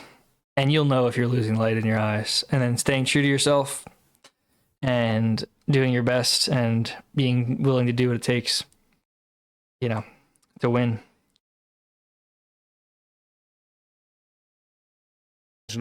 Absolutely not in screaming letters and OT, So that's the halo effect that they have benefited from, essentially because of, the Indian lobby. Everyone's benefiting in this whole like system, right? Like, there's kickbacks that everyone gets. The visa back industry is there. So people have created this narrative. Is it Indian run Ireland now? No, as far as I'm aware, Indian runs a Muslim Indian. Is it a Muslim Indian or is it a Muslim Pakistani runs Great Britain? I forget which one it is. Which is it? Is it the Prime Minister? Is he a Muslim Pakistani or is he a Muslim Indian? I forget. It's almost like information operations against the United States, right? Where we are somehow inferior to the labor supply in India. Exactly. And I say India because 70% of the H-1Bs are coming from India. Exactly, right? And there is a visa category that they could leverage called the O1 visa, where they were indeed those, super... Look, Jeffy. Jeffy is just an Angloid who's upset again. These Angloids, dude.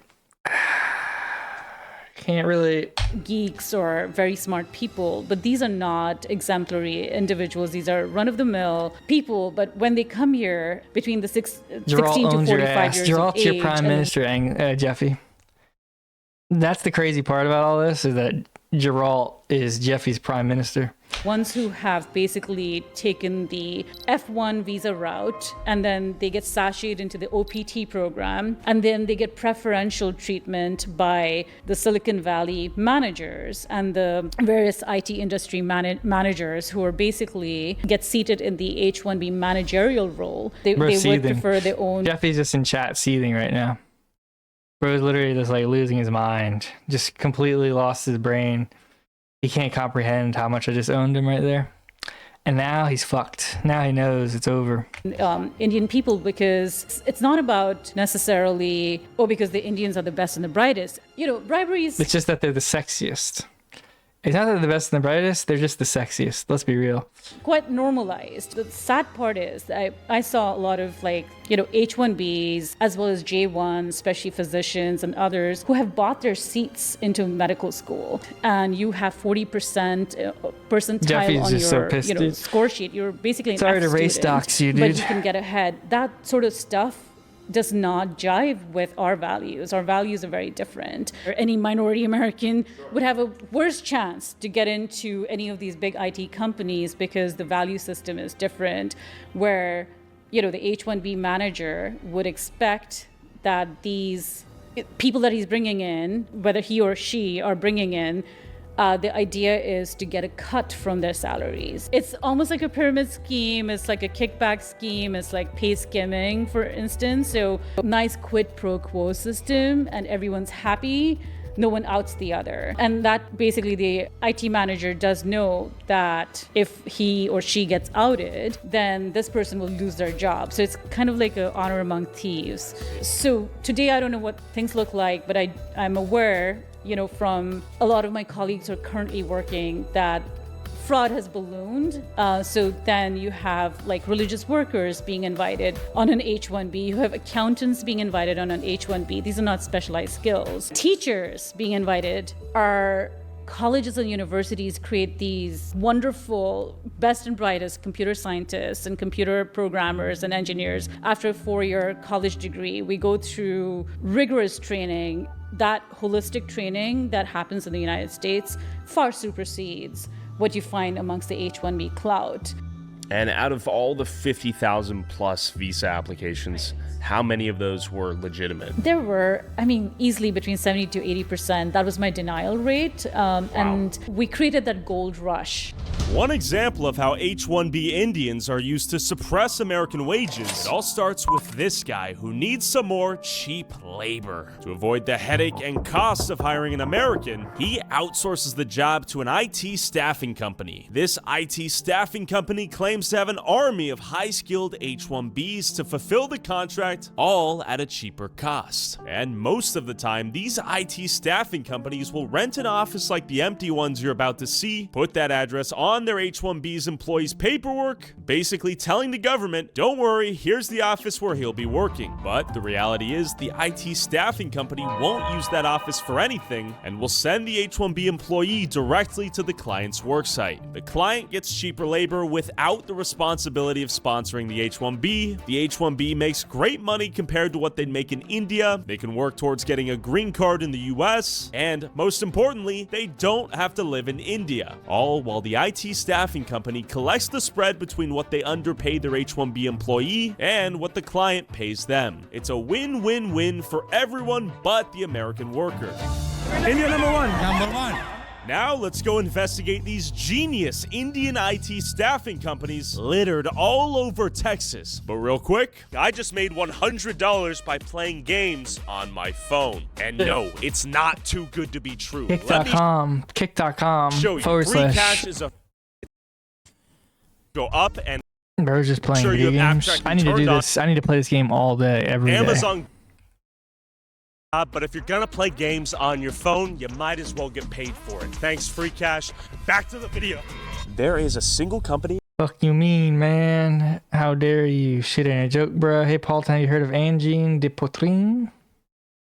I have not. Who's that? Qubits Tech Systems LLC with 8 LCAs, all from this residential home. Bunch of software developers here making $51 an hour. You started working instead of watching videos. Tyler could get paid by playing your game, Paul. The thing is with the working, it's like it's so hard to like what I'm adding right now is like not really able to be done while streaming, unfortunately. So I'm kind of just doing this and then making money streaming.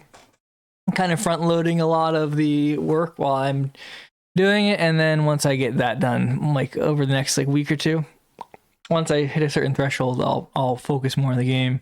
But we're just kind of doing slot, making some money, getting some ads, making some cash, and that way I can be like, okay, now I have like a month of runway, 2 months runway to chill out and make money and work on the game by virtue of just like working on the game rather than talking. You know what I mean? All right, we gotta watch the rest of this. Seems legit.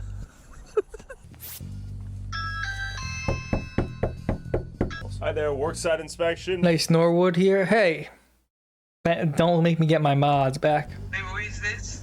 Hi there, this is Tyler. I'm here to conduct a worksite inspection. Am I speaking to Hari Madiraju? It's not. Huh? Sorry, you cut off there. So I am not at home, so what is this? I am in the office. Who is this speaking? Is there another worksite that you're working from? Yeah, 4425 West Airport. West Airport? Okay, so there's no one working from the residential address here? Why do they work for where is your home? Excuse me? Where is your home? Do you live in your home or do you live in your toilet or somewhere? No, I don't live. I live in my toilet. Well, that's crazy. Do you live in your toilet? In my toilet, sir. So I'm only asking because the LCAs state that this is the address. Is that not the case? No. So you don't go to my workspace. Are you from government? No, I'm not from the government. I'm conducting an independent investigation. If you are not for government, yes. Work right now. I don't have any people, but you can go to the workplace and work there. All right, we'll take a look at your office. Thank you. Some attitude. Yeah. But why would this guy file 8 LCAs with the worksite listed as his residential home? So we went to his office only to find a collaborative worksite and his completely empty unit. No one in your office. Hari Madiraju finessed us. Let's give him a phone call. Please leave your message for 214. You son of a bitch. And strangely enough, many of these ghost offices were often clustered in the same locations, starting with V4 Tech. V4 Tech, very official. Okay, take a look inside. We see some sort of Eastern monk-like statue right there. We have an empty little meeting room in the back here. It's almost like no one's here. Who would pay thousands of dollars a month to rent an office with no signs of human life, locked during work hours in the middle of the work week with no employees in sight? Hi, question for you. Do you know where they're at? Your neighbors? No idea. No idea? Okay, thanks so much. It costs money to rent this place, and it's during business hours during the week. It's a ghost office, a shell. They have paper compliance. They have the physical location they can register their H-1Bs to, and then they can send them off to go work elsewhere. So V4 Tech Inc., completely empty. They should be here. Someone should be here. 420. This is going to be a good one. And there were more ghost offices all over this complex. All right, we got no sign on this one. Hello? Hello? They ever show up here? Yeah. I just want to ask you, do you guys actually have neighbors? Does anyone ever show up? That's a great question. It's a good question, right? That's a great question. Why are you asking this question? Because we're convinced that this is a body shop. They have paper compliance, and no one actually works out of here. There's like 9 separate units in this business complex. No one's here. These ghost offices. I'm ready. Yeah. Is that on? It's on. We're ready. Good. He is thinking correctly. You are thinking correctly. NG Talent Tech Group LLC, based in this office, filed 23 LCAs, and there wasn't a soul in their unit. Everything was empty. Hello? Hello? Knock, knock. This one didn't even have a sign on the door. Talenton Technologies claims to have 6 H-1Bs. Yeah, no we got 420 Toilet Road. Come visit, fuck nigga. Office presence on the following days: Tuesday and Friday, 9 a.m. to 5 p.m. Where were our elite Indian engineers and programmers holding the American economy on their shoulders? We have DevApps IT. This is the best looking one thus far. We have 11 H1Bs. No one's here. Hello. Hey, do you know if your neighbor's here? I hardly see anybody over there now. We think they might be running a body shop. Oh, here in Frisco? Yeah. I get it. What do you think? I wouldn't be surprised. Last time I saw somebody here was probably 4 months ago. 4 months ago? That's Dude. crazy. Were they Indians? Yeah. They appear to be body shops. Basically, all I'm asking is, are there revolving doors of empty office complexes with a bunch of And Indians? there's revolving people. Like everybody Revolving knows, people, it's different crazy. people. We're in this unit here, Okay. the one next to us. Okay. People show up about every... So you see- Everybody knows, but the government doesn't do anything. That's how you know it's fucked. Because like everybody knows, but there's no government officials that will like just kick these people out. New group of people coming in and out of there? And most of the time it's empty. It's empty. So it's like, why would you participate in civic life if you're not represented at all by your constituents, or not constituents, by your representatives? They're not representing you. Why would you ever participate in civic life or participate in their society in any positive way ever? Like, I'm not. You know what I mean? Like, there's zero reason to be like a good citizen. 11 months out of the year. If you found out there were 10 body shops running out of this complex, what would your thoughts be? It wouldn't surprise me. Yeah. It just, the way that things are here in America right now, it just it wouldn't surprise me. Like, You think we're cooked? yeah, absolutely, yeah. It doesn't seem like Abbott really cares that much. Like, he's probably getting paid himself, so our whole government's cooked. But to my surprise, we finally found an office with an Indian inside. But the sign they had hanging in their office listed a different company than what they had filed under. Is this Grand IT LLC? You guys work here? Yeah. This is a body shop? No, it's IT service. Are you guys a staffing company? Yeah, IT staffing. Sweet. What's your name? Sachin. Sachil? Tyler. Good to meet you. Tyler, what's the name of this place? Grand IT LLC, right? Grand IT LLC, and this is one more. Wait, what's this? Software Guild. It's So IT you staffing. guys share offices or what? No. Like, So are you guys Grand IT or Executive Both. Software? We have both companies. Both, okay. And you're not a scammer. oh no. Who was Executive Software Guild Inc. and who is this Prada-dripped Indian? Where Very were legit, the other Sarah. employees? What do we got? We got a brand new TV right here. Yeah, it's a brand new TV. It's like a regular meeting area. Okay. And how many people work here? The bubble wrap on the TV. Okay. What are their names? So, I mean, we have multiple people changing. We have Yeah. Vishnu, we have Madhavi, we have We got Hari. Vishnu. They are working directly from the client area. And tell me some of the clients where the H-1Bs get staffed at. Are we talking like Verizon, like Deloitte? Who do we got? We work for multiple clients. We work for USAA. We also work for Verizon. So I gotta ask, why would anyone print out LCAs and pin them on the wall? I mean, if someone like a ICE department, we can just show them directly. If they come for any verification of the candidate, Yeah.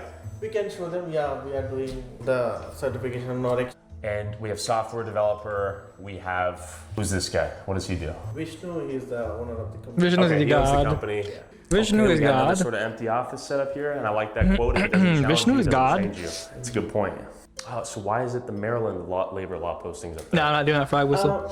I mean, labor law And it's is- like the workers' compensation in Maryland. That's what I'm trying to figure out. All the Maryland paperwork right here. Yeah, I mean, I don't know. I mean, I'm just asking questions. Yeah. we work for the Maryland state as well. I see. So you guys do CPA for Maryland? Yeah. You guys do like accounting too? Yeah, county too. That makes sense. And you're not lying to me? Huh? You're not lying to me? No. Okay, all right. That's the reason we have posted all this. I see. I would just think you would post like Texas labor law and postings, you know, because we're in Texas. You know what I mean? But I don't know. I don't know what I'm talking about. And why was there freshly unboxed furniture and appliances scattered throughout the mostly empty office? Not to mention, why was this on their wall? On our way out, I couldn't help but notice this 6-figure luxury car in the parking lot. Oh, I gotta ask him. One last thing. Is this your Range Rover? My man, don't be humble. Give us a quick whip tour. This thing's badass. See, that's proof of the American dream right there. The American dream's real, right? Yeah. The IT staffing business was clearly profitable, so we went to another cluster of suspected ghost offices. Yes, we have Slusha IT Inc. right there. There's a guy inside. Badass, dude. Hi You got there. a wagon here. Are you working on behalf of Slusha IT? Yes. Okay, hi there. My name's Tyler. We're conducting a workplace inspection. Okay. Are the other 4 engineers that work here present today? Uh-huh. Where are they? In each room. Oh, in each room? Can you show me? Yeah, sure. Okay, thank you. How are you doing today? Okay, and who is this? Hi. This appeared to finally be the first company with actual H-1B Indians on site working on their laptops as you might have hoped. While they are replacing American workers, I guess at the very least they're real. Are you allowed to be in here? You guys let me in. Who let you in? He did. But you told some workplace inspection, right? Yeah, I'm conducting a workplace investigation. You're from News, right? Correct. Then how are you inside a private? I just knocked on the door and you guys let me in. And we would like you to go on. And I'm heading out. All right. 1300 West Walnut Hill Lane, Irving, Texas. Let's go. Finding an Indian in an office was like a needle in a haystack. Most of the time, my knocks were met with silence and a locked door. The American economy seemed faker to me by the second. No one's here at either of the Pamela locations. Margins for these IT staffing companies must have been enormous. To rent offices purely to achieve compliance on paper for the labor condition applications they needed for their H-1B armies. 6 in-office Hi, LCAs. if you record your name and reason for calling, I'll see if this person is available.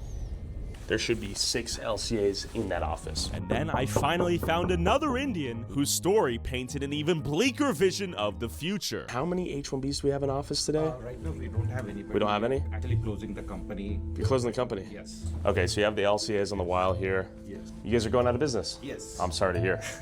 So Okay. basically this is what happened, right? So Yeah. basically we were in the business for almost 10 years. Okay. We filed all the H1s, but later on, like because of this AI and everything, Yeah. so we kind of, wrapping it up, everything, and then it's kind of, closing off. His entire H-1B staffing company imported from India was now obsolete as AI became increasingly advanced. As Americans were replaced by Indians, the Indians were beginning to be replaced by AI. There is this misconception that all the H1 guys are like they are taking the jobs. Yeah. The thing what I wanted to explain is that these are not full-time jobs, right? So they are on a specialized skills. Only then they have those jobs and get it. But if you ask me, is there an abuse? Probably I would say yes. But then if you take the percentage of it, might be very less. And definitely what I would say is probably USCIS investigating all the things they have to do, all the paperwork and everything good. Countless offices were husks of their former selves. Perhaps the IT gold rush was over. Worksite inspection with signs still on the wall.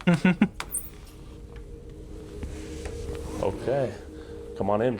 The paperwork on file led us on a wild goose chase to the back room. Not a single piece of furniture here. The sign on the door, empty room, empty everything. Do the lights even work? Are they paying electricity?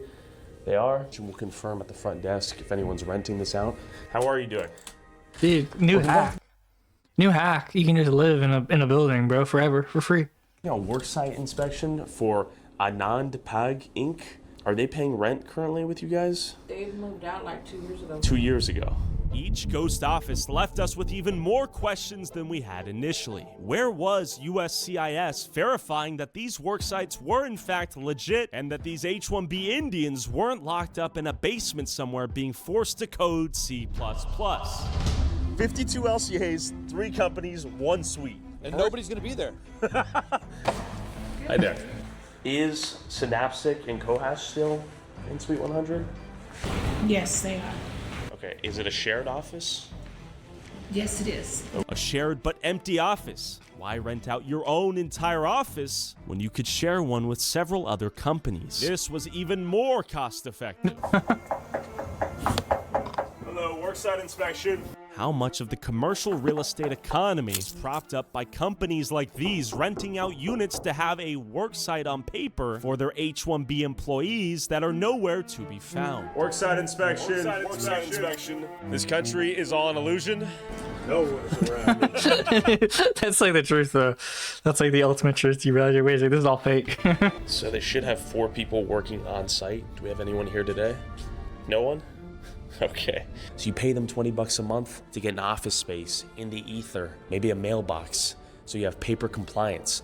But where are these people working? In the digital mailbox? In the cyberspace? Where are these Indians? This country is a joke, and you're living in it, and you're paying for it. That's what it is too. It's like basically it's like all these sincere people, and it's like you're working hard, you're paying into things. It's like just stop. Take a deep breath. Don't try to win the rat race because that's a scam to get you to extract value. And then once you extract it, it's like that movie Blood Diamond with like little African kids and they're digging in the diamonds. Once you get the diamond, you're just gonna have somebody take it from you. Just pause, take a deep breath, and realize all you're doing, if you're doing work for the government, if you're doing work for like society, is you're basically propping up all these scams. You're propping up all these stuff. And just do something else. Do something else with your time. Power Chat to live/Paulton. Fully empty. Move right here. We have Sapnex LLC. An Indian is living in a mailbox and affording a Range Rover. You just have to try harder. Yeah, that's the thing. It's like they're scamming, dude. That's what all these companies are selling, like expensive shit to Indians and to scammers and to Jews and to people in Miami. Like all this expensive stuff. Don't try to earn it because it's literally just for like scammers. Like success is inversely correlated generally with dignity and like being of good moral character in America because it's just controlled by really, really bad people. 3 companies are registered to this location. Looks to be a completely empty office, nothing in there. Take a look. Emptiness is all I can see. We have 4 H-1Bs. It's like the fact that I can get paid more to stream because I'm connected to a gambling site, stake.com, where I win big every time I go, than working a normal job. It's to be like, okay, well, this is fucked. This is like, it's like the fact that I can get paid, I can save more money, make more money by just watching videos and talking to people on the internet than using my brain to work on things and like do things. I get fucked over if I do that, but if I like just stream, I can make money. That's like a sign that, hey, wait a second. Something's broken, something is really bad, something is rotting. And you can just see, it's just like everywhere. Shand Parvathaneni, our same attorney, is the recurring thread. He's threaded into many of these companies in different locations all across the DFW area. Could it be a coincidence? Very well could be. He could just be the guy, the attorney, the Better Call Saul of LCAs. So I called Shand Parvathaneni, an Indian immigration attorney who files LCAs and H-1B petitions on behalf of countless companies. The only things about Indians you can say though, is some of them, like most of them, if they have good hair, they have like amazing hair. Their hair is so thick and beautiful.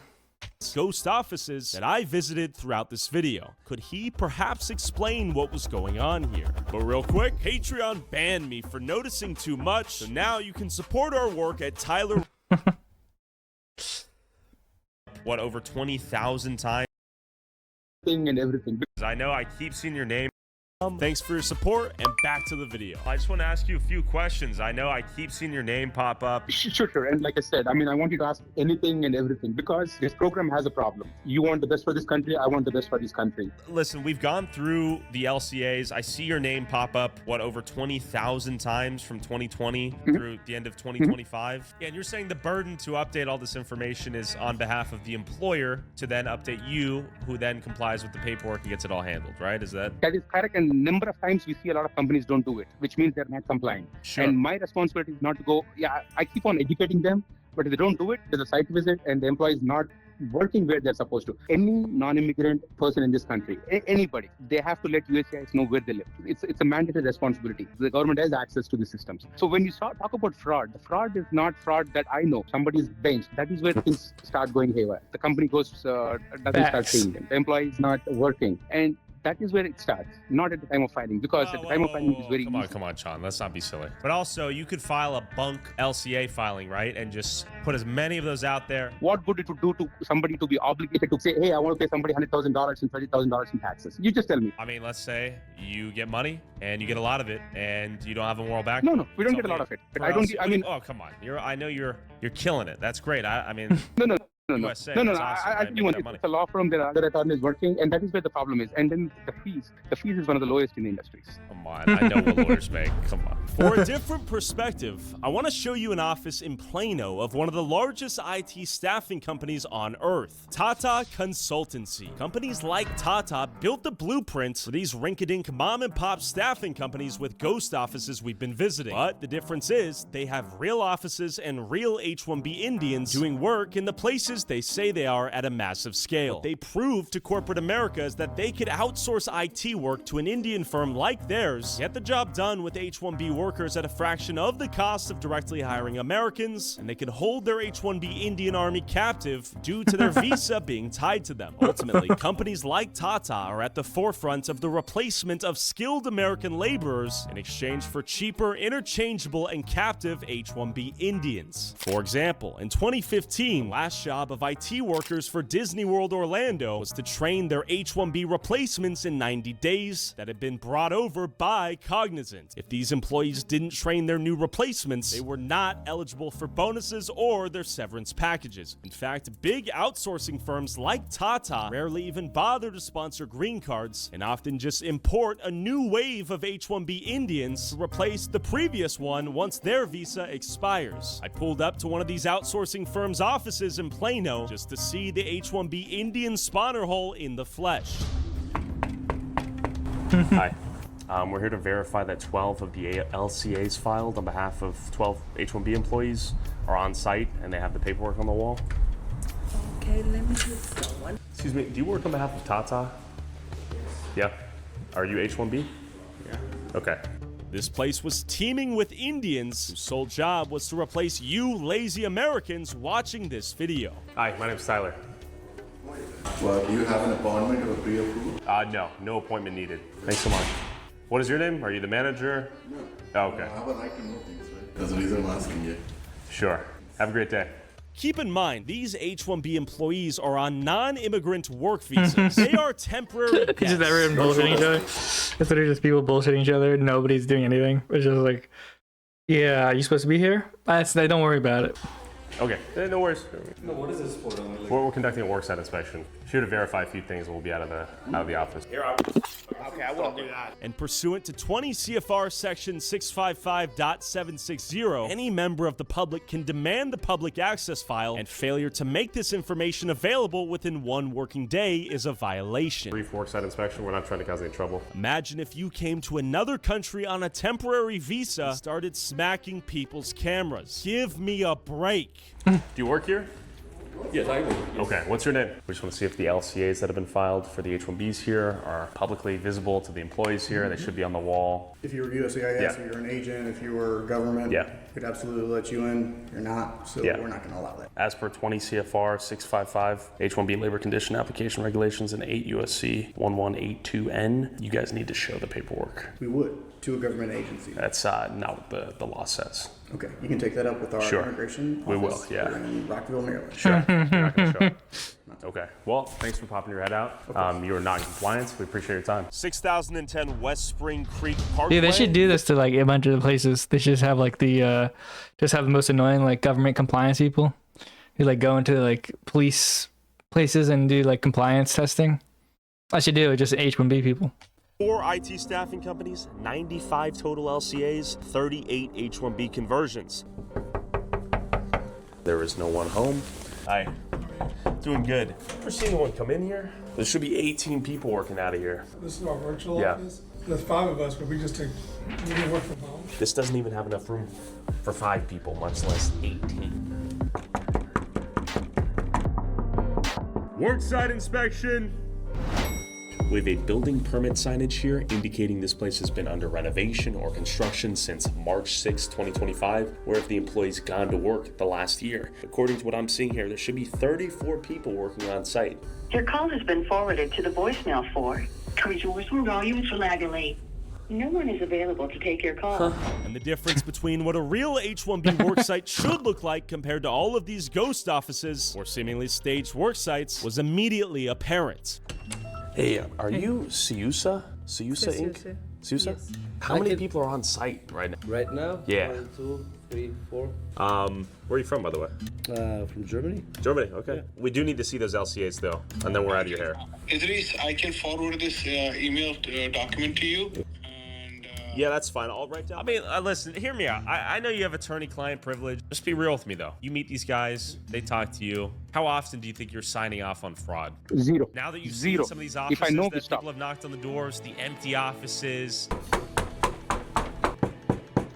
Lights off, no one home, 3 p.m. Yeah, bro, looks like a Slav from Germany. Offices with ghost employees, no one can find where they work. You really think it's zero? If you say that is there fraud that is found after the fact, yes. There should be 3 people for Widespan LLC on site.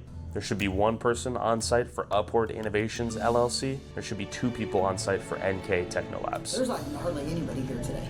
I'll tell you what USCIS does. USCIS will come back and say, hey, we went to an address. This employee does not work over there. What exactly is going on? We want to revoke your H-1B. And then I go back to the employer. Hey, this is what USCIS has found. Now there's a problem. Do you have, what exactly happened? Because you have to find out. Does it always mean there is fraud? No, because I'll tell you an example where it might not be fraud. A guy is working in Verizon, for example, in Dallas as a software developer, 6 months contract, and they reassign him to another project for, say, Dr. Pepper, again in Dallas. If somebody is still working, still getting paid the same salary, still in the same role, you can change the work site. That is not a material change. You would have so to when you get an amend RFP, the you LCA, talk. right? No, it is not a material change. But if it is Dallas to Dallas, it is not a material change. It's just a different work site in the same city. UCSIS would need to verify the work site exists, the person exists, they're in the country, they're at the place they've stated they should be. How would that not be a problem? So USCIS have rules. If it is a different metropolitan statistical area, it is a material change. Instead of working in Dallas, somebody moved to Austin, that is a material change. UCSIS should be able to point at and say the guy works here, right? Oh yes, and sometimes the work site changes. This third party consulting the work site could keep changing, because in this case, the same LCA. Yeah, and that is a problem, and that is what I'm saying.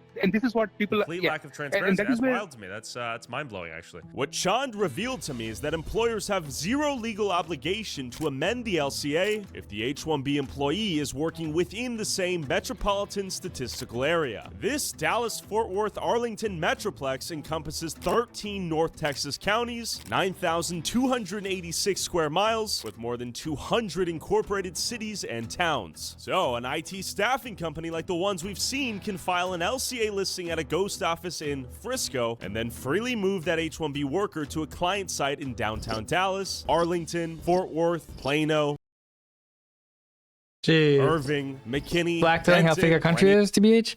Well, the thing is like, this is the most real country. Every other country like sucks. This country sucks because it's also cooked. But it's like, we're like the smartest, which is like, but that should be blackpilling. We're the smartest and most creative and most productive. And look at us.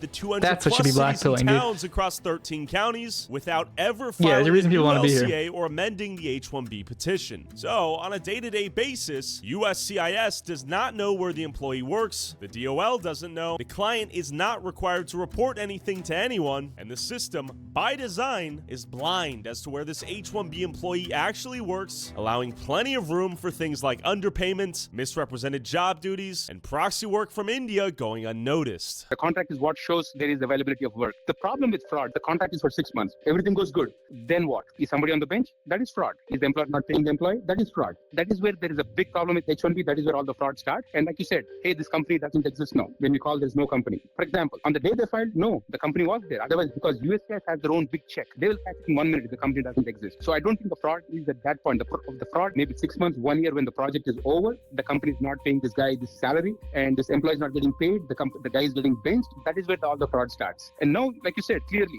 how do you detect that fraud? In my opinion, the government has access to the databases. How do you detect it? As in an Indian?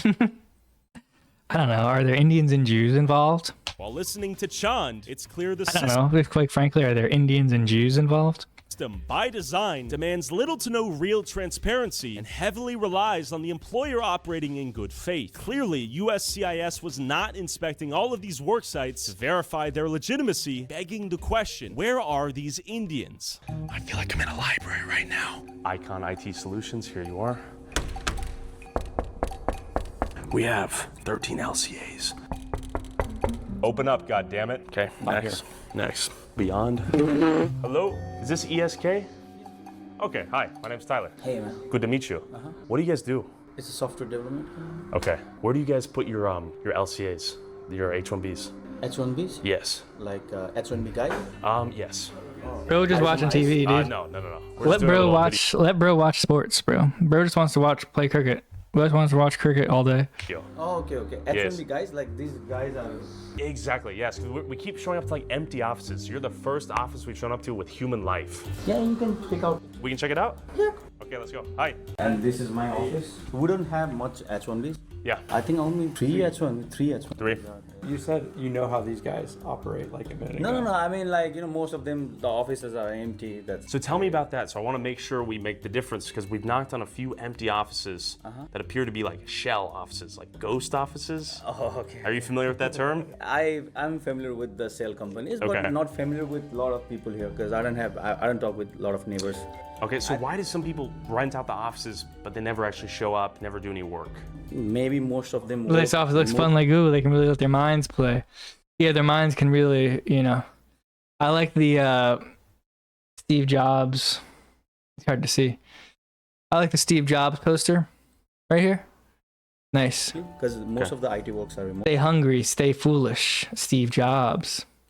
Very much like Google. It's true. Teamwork, connection, success, goals, support.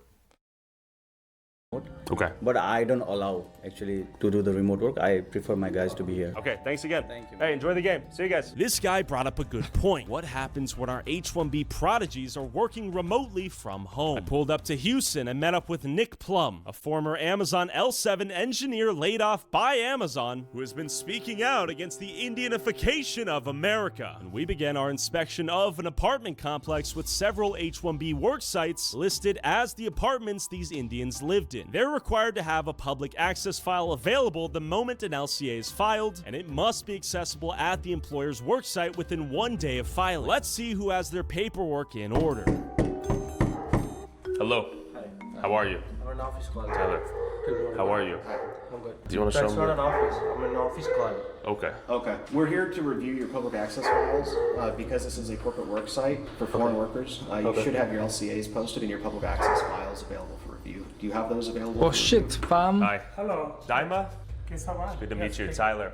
You work on behalf of Cognizant? Yes, I do. You should have a public access file for review. What do you mean by public access file? But what it includes is the LCA, your labor condition application. It includes the prevailing wage study. Whenever you're talking, if you'd like to have it. Okay.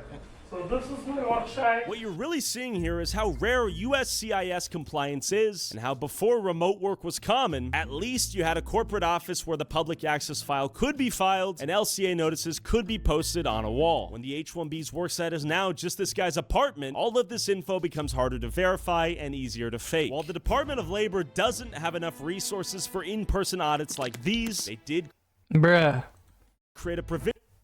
No fucking way, dude. To labor doesn't have, and all of this info becomes harder to verify and easier to fake. While the Department of Labor doesn't have enough no fucking way, dude. That's crazy. For in-person audits like these. How? They did. Dude, how? That's insane. A provision to allow members of the public to demand the same info. The only problem is nobody ever does. And of course, we stumbled into this engineer vibe coding in real time. Just look at this guy's screen. By law. Go, dude. I mean, at least he's doing work. He's trying to do something. At least he's trying to do something, dude.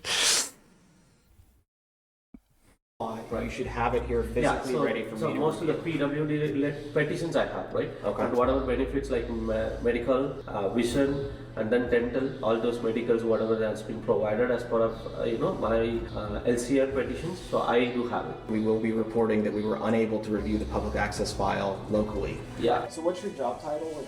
My job title is Senior Manager. I work for a client called Marriott Hotels. Yeah, what is the deal with all these TVs? They had your client secured before your arrival into the United States? Yes. Okay. This is my second client. Okay. My first client is Energy. It's an energy company. Cognizant is my employer. Sure. They have the right to hire, fire, everything. Sure. I'm reporting to my supervisor, Cognizant. I'm enjoying my medical benefits, 401k. Cognizant is giving me the stocks at the discount to my employees. Doing all of yes, this stuff. Okay. Yes, I'm enrolling it. Yes, I have a family. I'm using medical. Cool. The computer that he was working on looked. It was like a $299 HP computer. We come in, we see ChatGPT up on the screen. He's not doing anything. I think the biggest myth that we have is this high-skilled immigration thing. Sure. I think it's a lie. I think most of the immigration that we're getting is not highly skilled. I'll try to quantify. I'd say 70% of the folks that I actually saw hired and worked around couldn't do the job. Okay. When we needed the top tier engineer, they worked in Ireland. It's like it's just easier to hire. You know, you've got a network of people that are willing to relocate. If I'm sitting here in Texas, not paying taxes, I may not want to relocate to California. Sure. But if I'm sitting in India and I want to do anything I can in my power to get out of India, I'm willing to relocate to California, pay those taxes and the high utility bills, et cetera. Not classically trained in computers. I self-taught effectively, and I did that through on-the-job training. You know, like if you're a pretty smart person, which a lot of Americans are, we're not doing things that are super complex, right? Sure. Business analytics you can learn, and especially with AI now, you don't have to have years of training learning how to write SQL. You know, you can, hey Grok, help me understand how to join these tables, or write a query to do this. What we're not seeing is that shift away from a foreign reliance on labor into like adapting our new technology and understanding that these aren't critical skills anymore. They're not unique skills. Like we're not getting super geniuses. Do you think the companies need to hire US citizens or US workers before they go about and hire somebody in H-1B? Yes. The current rules. Unfortunately, no. The answer is no, which is where the biggest problem is. I see. And that is what I want to highlight. For every American, right? You would hope they would assess the American workforce before we start scouring overseas, right? We're seeing graduates come out of a 4-year college degree and are unable to find a job like what this guy was Unfortunately, working. no. Is this guy vastly more talented than the graduate that's coming out of college? Is it just because he already has 10 years of experience? He's the go-to hire? I mean, our college graduates are competing with a system that is built to disadvantage them, to be honest. And here's the ways, right? Like I can write a job posting and I can require 10 different tech skills. One of them may be 8 years old. It's antiquated. Sure. But by adding this antiquated requirement onto a job posting, any recent grad is not going to have that. Now I can filter them out as a technical recruiter. Sure. And if you're not getting algorithmically filtered out of job postings on LinkedIn, you can find job postings online hiring H-1Bs only. What a racket. Hi there. How are you? Do you know where Suite 678 might be? It might not even be in here. It's a mailbox. It's not an actual physical. It's a mailbox.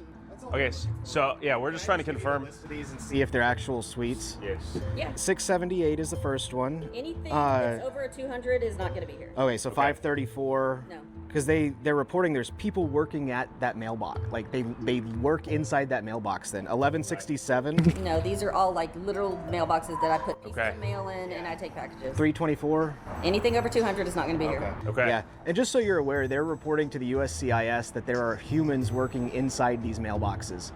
Well, if they can fit in a mailbox this size, then sure. Yeah. Awesome.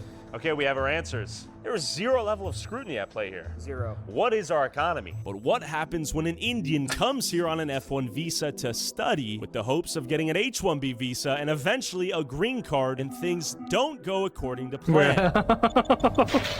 Dude.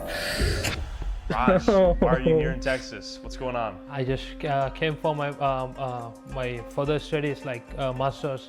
I'm from India. I'm coming from Mumbai. Mumbai is my home country. That's why I like this country. Do you like USA or India more? India more, but for my further studies, I have to come here. And how difficult was it for you to move your whole life to the USA and come study here? It's really challenging. When I'm coming to here, it's gonna be a long story behind that. I have to do a lot of interviews, and it's gonna depend on them. If they want to give them a visa or not, it's a really big story. We have to do a lot of hard work on that. Even when we came here, we don't know where we have to live, what is going to be happening here, nothing, we don't know. And how old are you? I'm just like 23. This is a country that we can just make our future, we can study and do hard work. If we work here, we can get a good jobs and everything, but from our heart, we are connected to our country. And there are lots of Indians, they are doing a lot of things to do to stay here legally. Where do you live? Do you live with like roommates? Yeah, I live with my roommates. Before we are going to live, when I came here, it was like a really tough thing. That's why. I didn't know Jimbo was still just streaming. posted with 448 viewers on Kick. Goated. W Jimbo Zoomer. W Jimbo Zoomer. In a 2-bedroom hall, we are living like 10 members. 10 people? What's up, dog to tuna? save our money. Sure. Yeah, it's really What's hard up, working average at foot the enjoyer? time. Jimbo's So how did these A-Log. folks get Okay, brought in? wait a Well, second. that's where I started Okay, typing together what I was interesting. seeing. We had a major hub in Dallas. OKKK was I in had the 2 chat. people on my team that were hired in on H-1Bs to work in Dallas. Interesting. Rillsberg Roper, what's up? The H-4 visa. Their spouses get the H-4 visa.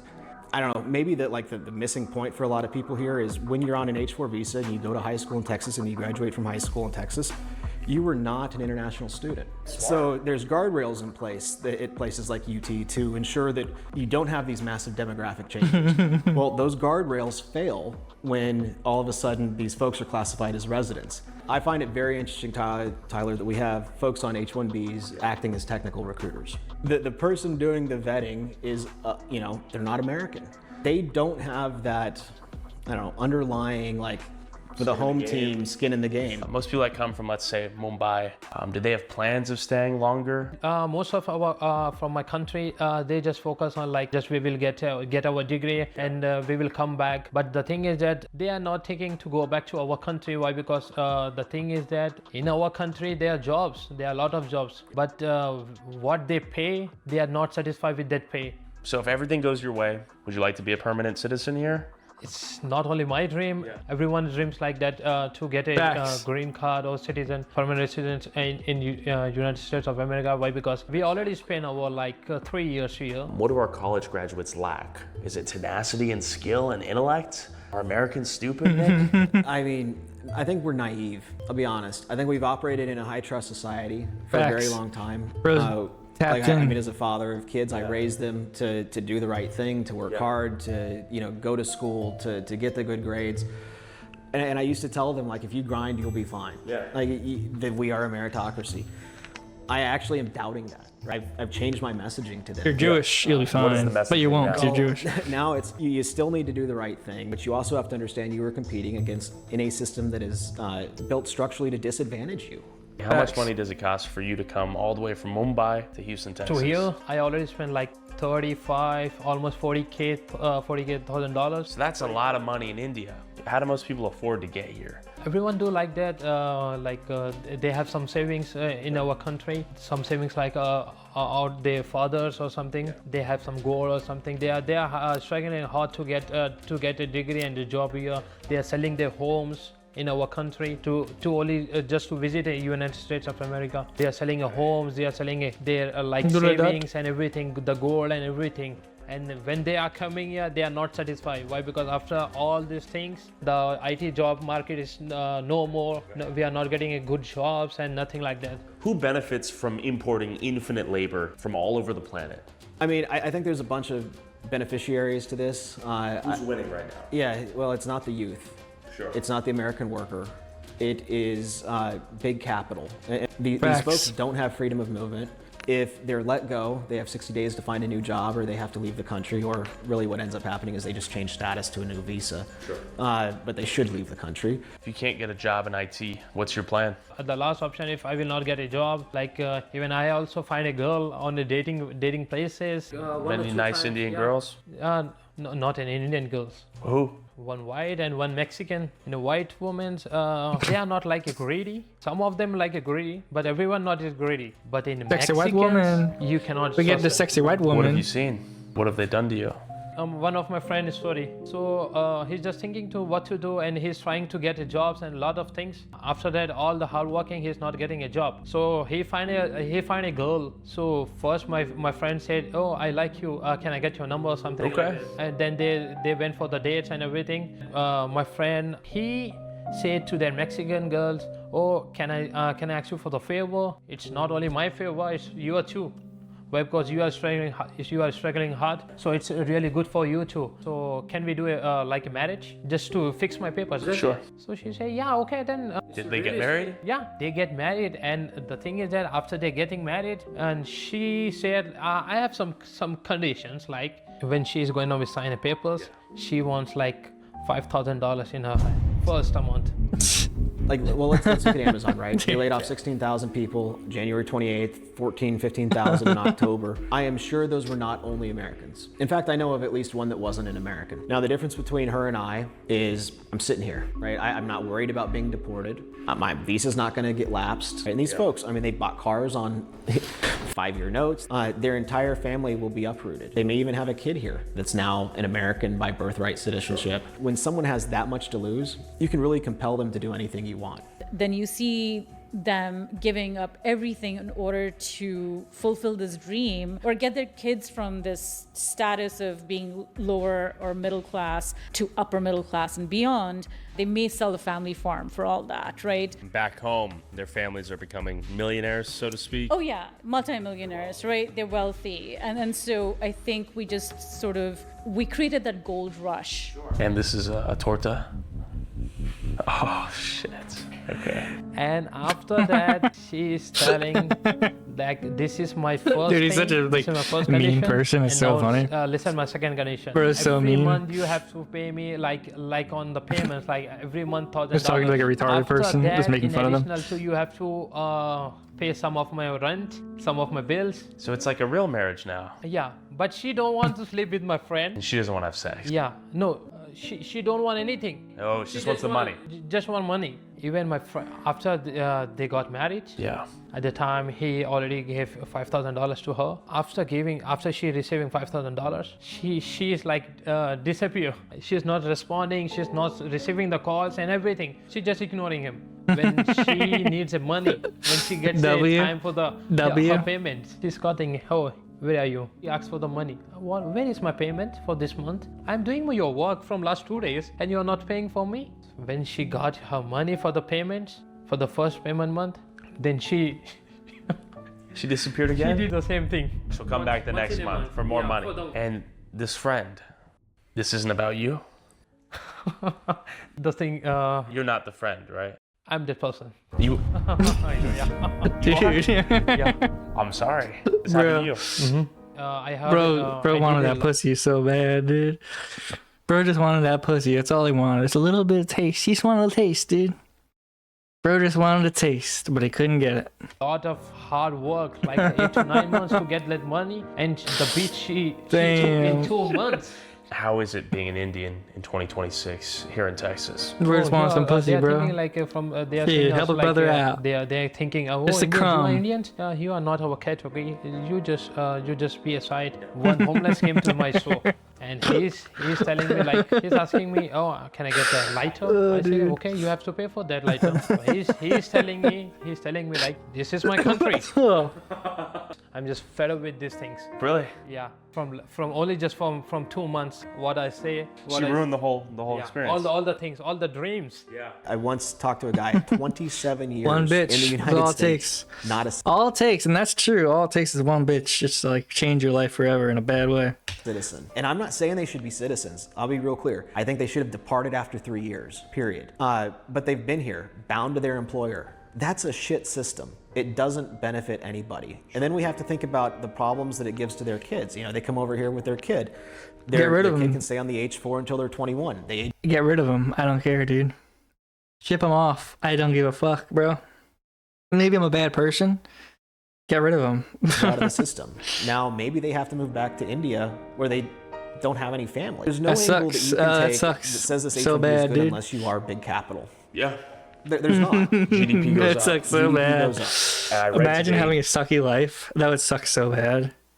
Imagine having a miserable, sucky life because you got screwed over by people. That would suck so bad. That there is 104 million people that are not employed or seeking employment in the United States right now. It's a lot of people. Like, are we in too deep? We probably are. Yeah. I mean, that's the depressing thing. I think we need to pause all Stock up. H1Bs. As Jimbo Zoomer always say, stock up on guns, stock up on ammunition, stock up on knives, stock up on hatchets, stock up on cars you can ram into buildings, chains, whips, duct tape, hydrochloric acid, everything you can get your hands on that can be used in a violent crime. Stock up on that. That's what Jimbo always says, and I can't say I disagree. Moratorium. You have to look at illegal immigration and explosives. And let's, I mean, right now, I think the nation, by the mandate that was given to Trump in the House, when in Congress, when we, was 2024, it showed that we had the appetite. We wanted mass deportations. We wanted to, end illegal immigration. But now here we are, a couple years into it. You hear the messaging changing away from mass deportations to only criminals. The reason I bring that up is if you don't have the appetite to handle illegal immigration correctly or, authoritatively, you're not going to have the appetite to do what needs to happen to put the genie back in the bottle for the legal aspect. Yeah. Any of those guys that are simping for the Indians or the immigration lawyers, f you. This is America, this is my nation, this is my kids' inheritance, f you. The system is broken and we need to fix it. In my exit interview, they go, hey, we're replacing you guys, we're getting rid of the whole team and we're replacing you guys with Indians. Yeah. Dude, why does he talk like Kai? Bro, looks like a Kai mixed with Michael Knowles. He talks like Kai and looks like white Michael Knowles. Yeah, I swear to God. I looked at He's like Michael Knowles and Kai Schwarmer combined. dead in the eye and go, you guys know I'm Indian, right? Like, no, you Brown don't get clown. it. We're getting rid of you. We're moving the job to India to be done by Indians from India who live there, who will do it cheaper. And in that moment, 'cause he's the goat. I turned into every one of your fathers. I was like, these goddamn Indians are taking our jobs. You can't flood. It's just too good. All right, should we be done or should we watch another video?